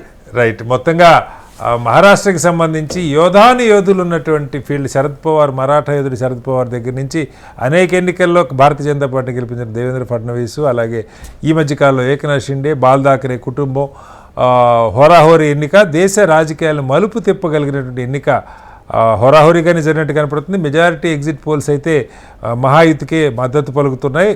బట్ ఫలితం అయితే పూర్తిగా హోరాహోరీనే కనపడుతుంది. అనేక ఎగ్జిట్ పోల్ సంస్థలు ఫలితాలు తారుమారు కాకుండా ఉండటం కోసం మార్జినల్ చాలా హ్యూజ్ గ్యాప్ చూపిస్తున్న పరిస్థితి. అలాగే జార్ఖండ్లో అటు ఆదివాసీలతో పాటు ఇతరుల ఓట్లను కూడా బీజేపీ గెలుచుకునే అవకాశాలు ఎక్కువగా కనపడుతున్నాయి. ఏ మేరకు హేమంత్ సోరెన్ మీద సానుభూతి పనిచేస్తుంది కాంగ్రెస్, హేమంత్ సోరెన్ అలాగే జేఎంఎంతో పాటుగా ఆర్జేడీ ఏ మేరకు పనిచేసిందన్నది ఎన్నికల ఫలితాల రోజు 23వ తారీఖున మనం చూడబోతున్నాం. ఇది వాటి ఎన్నికల ప్రత్యేక డిబేట్. చర్చలో పాల్గొన్న చరణ్ కౌశిక్ గారికి, అలాగే అమర్నాథ్ గారికి, పాపారావు గారికి, గౌరీశంకర్ గారికి, రవికుమార్ గారికి ప్రత్యేకంగా ధన్యవాదాలు.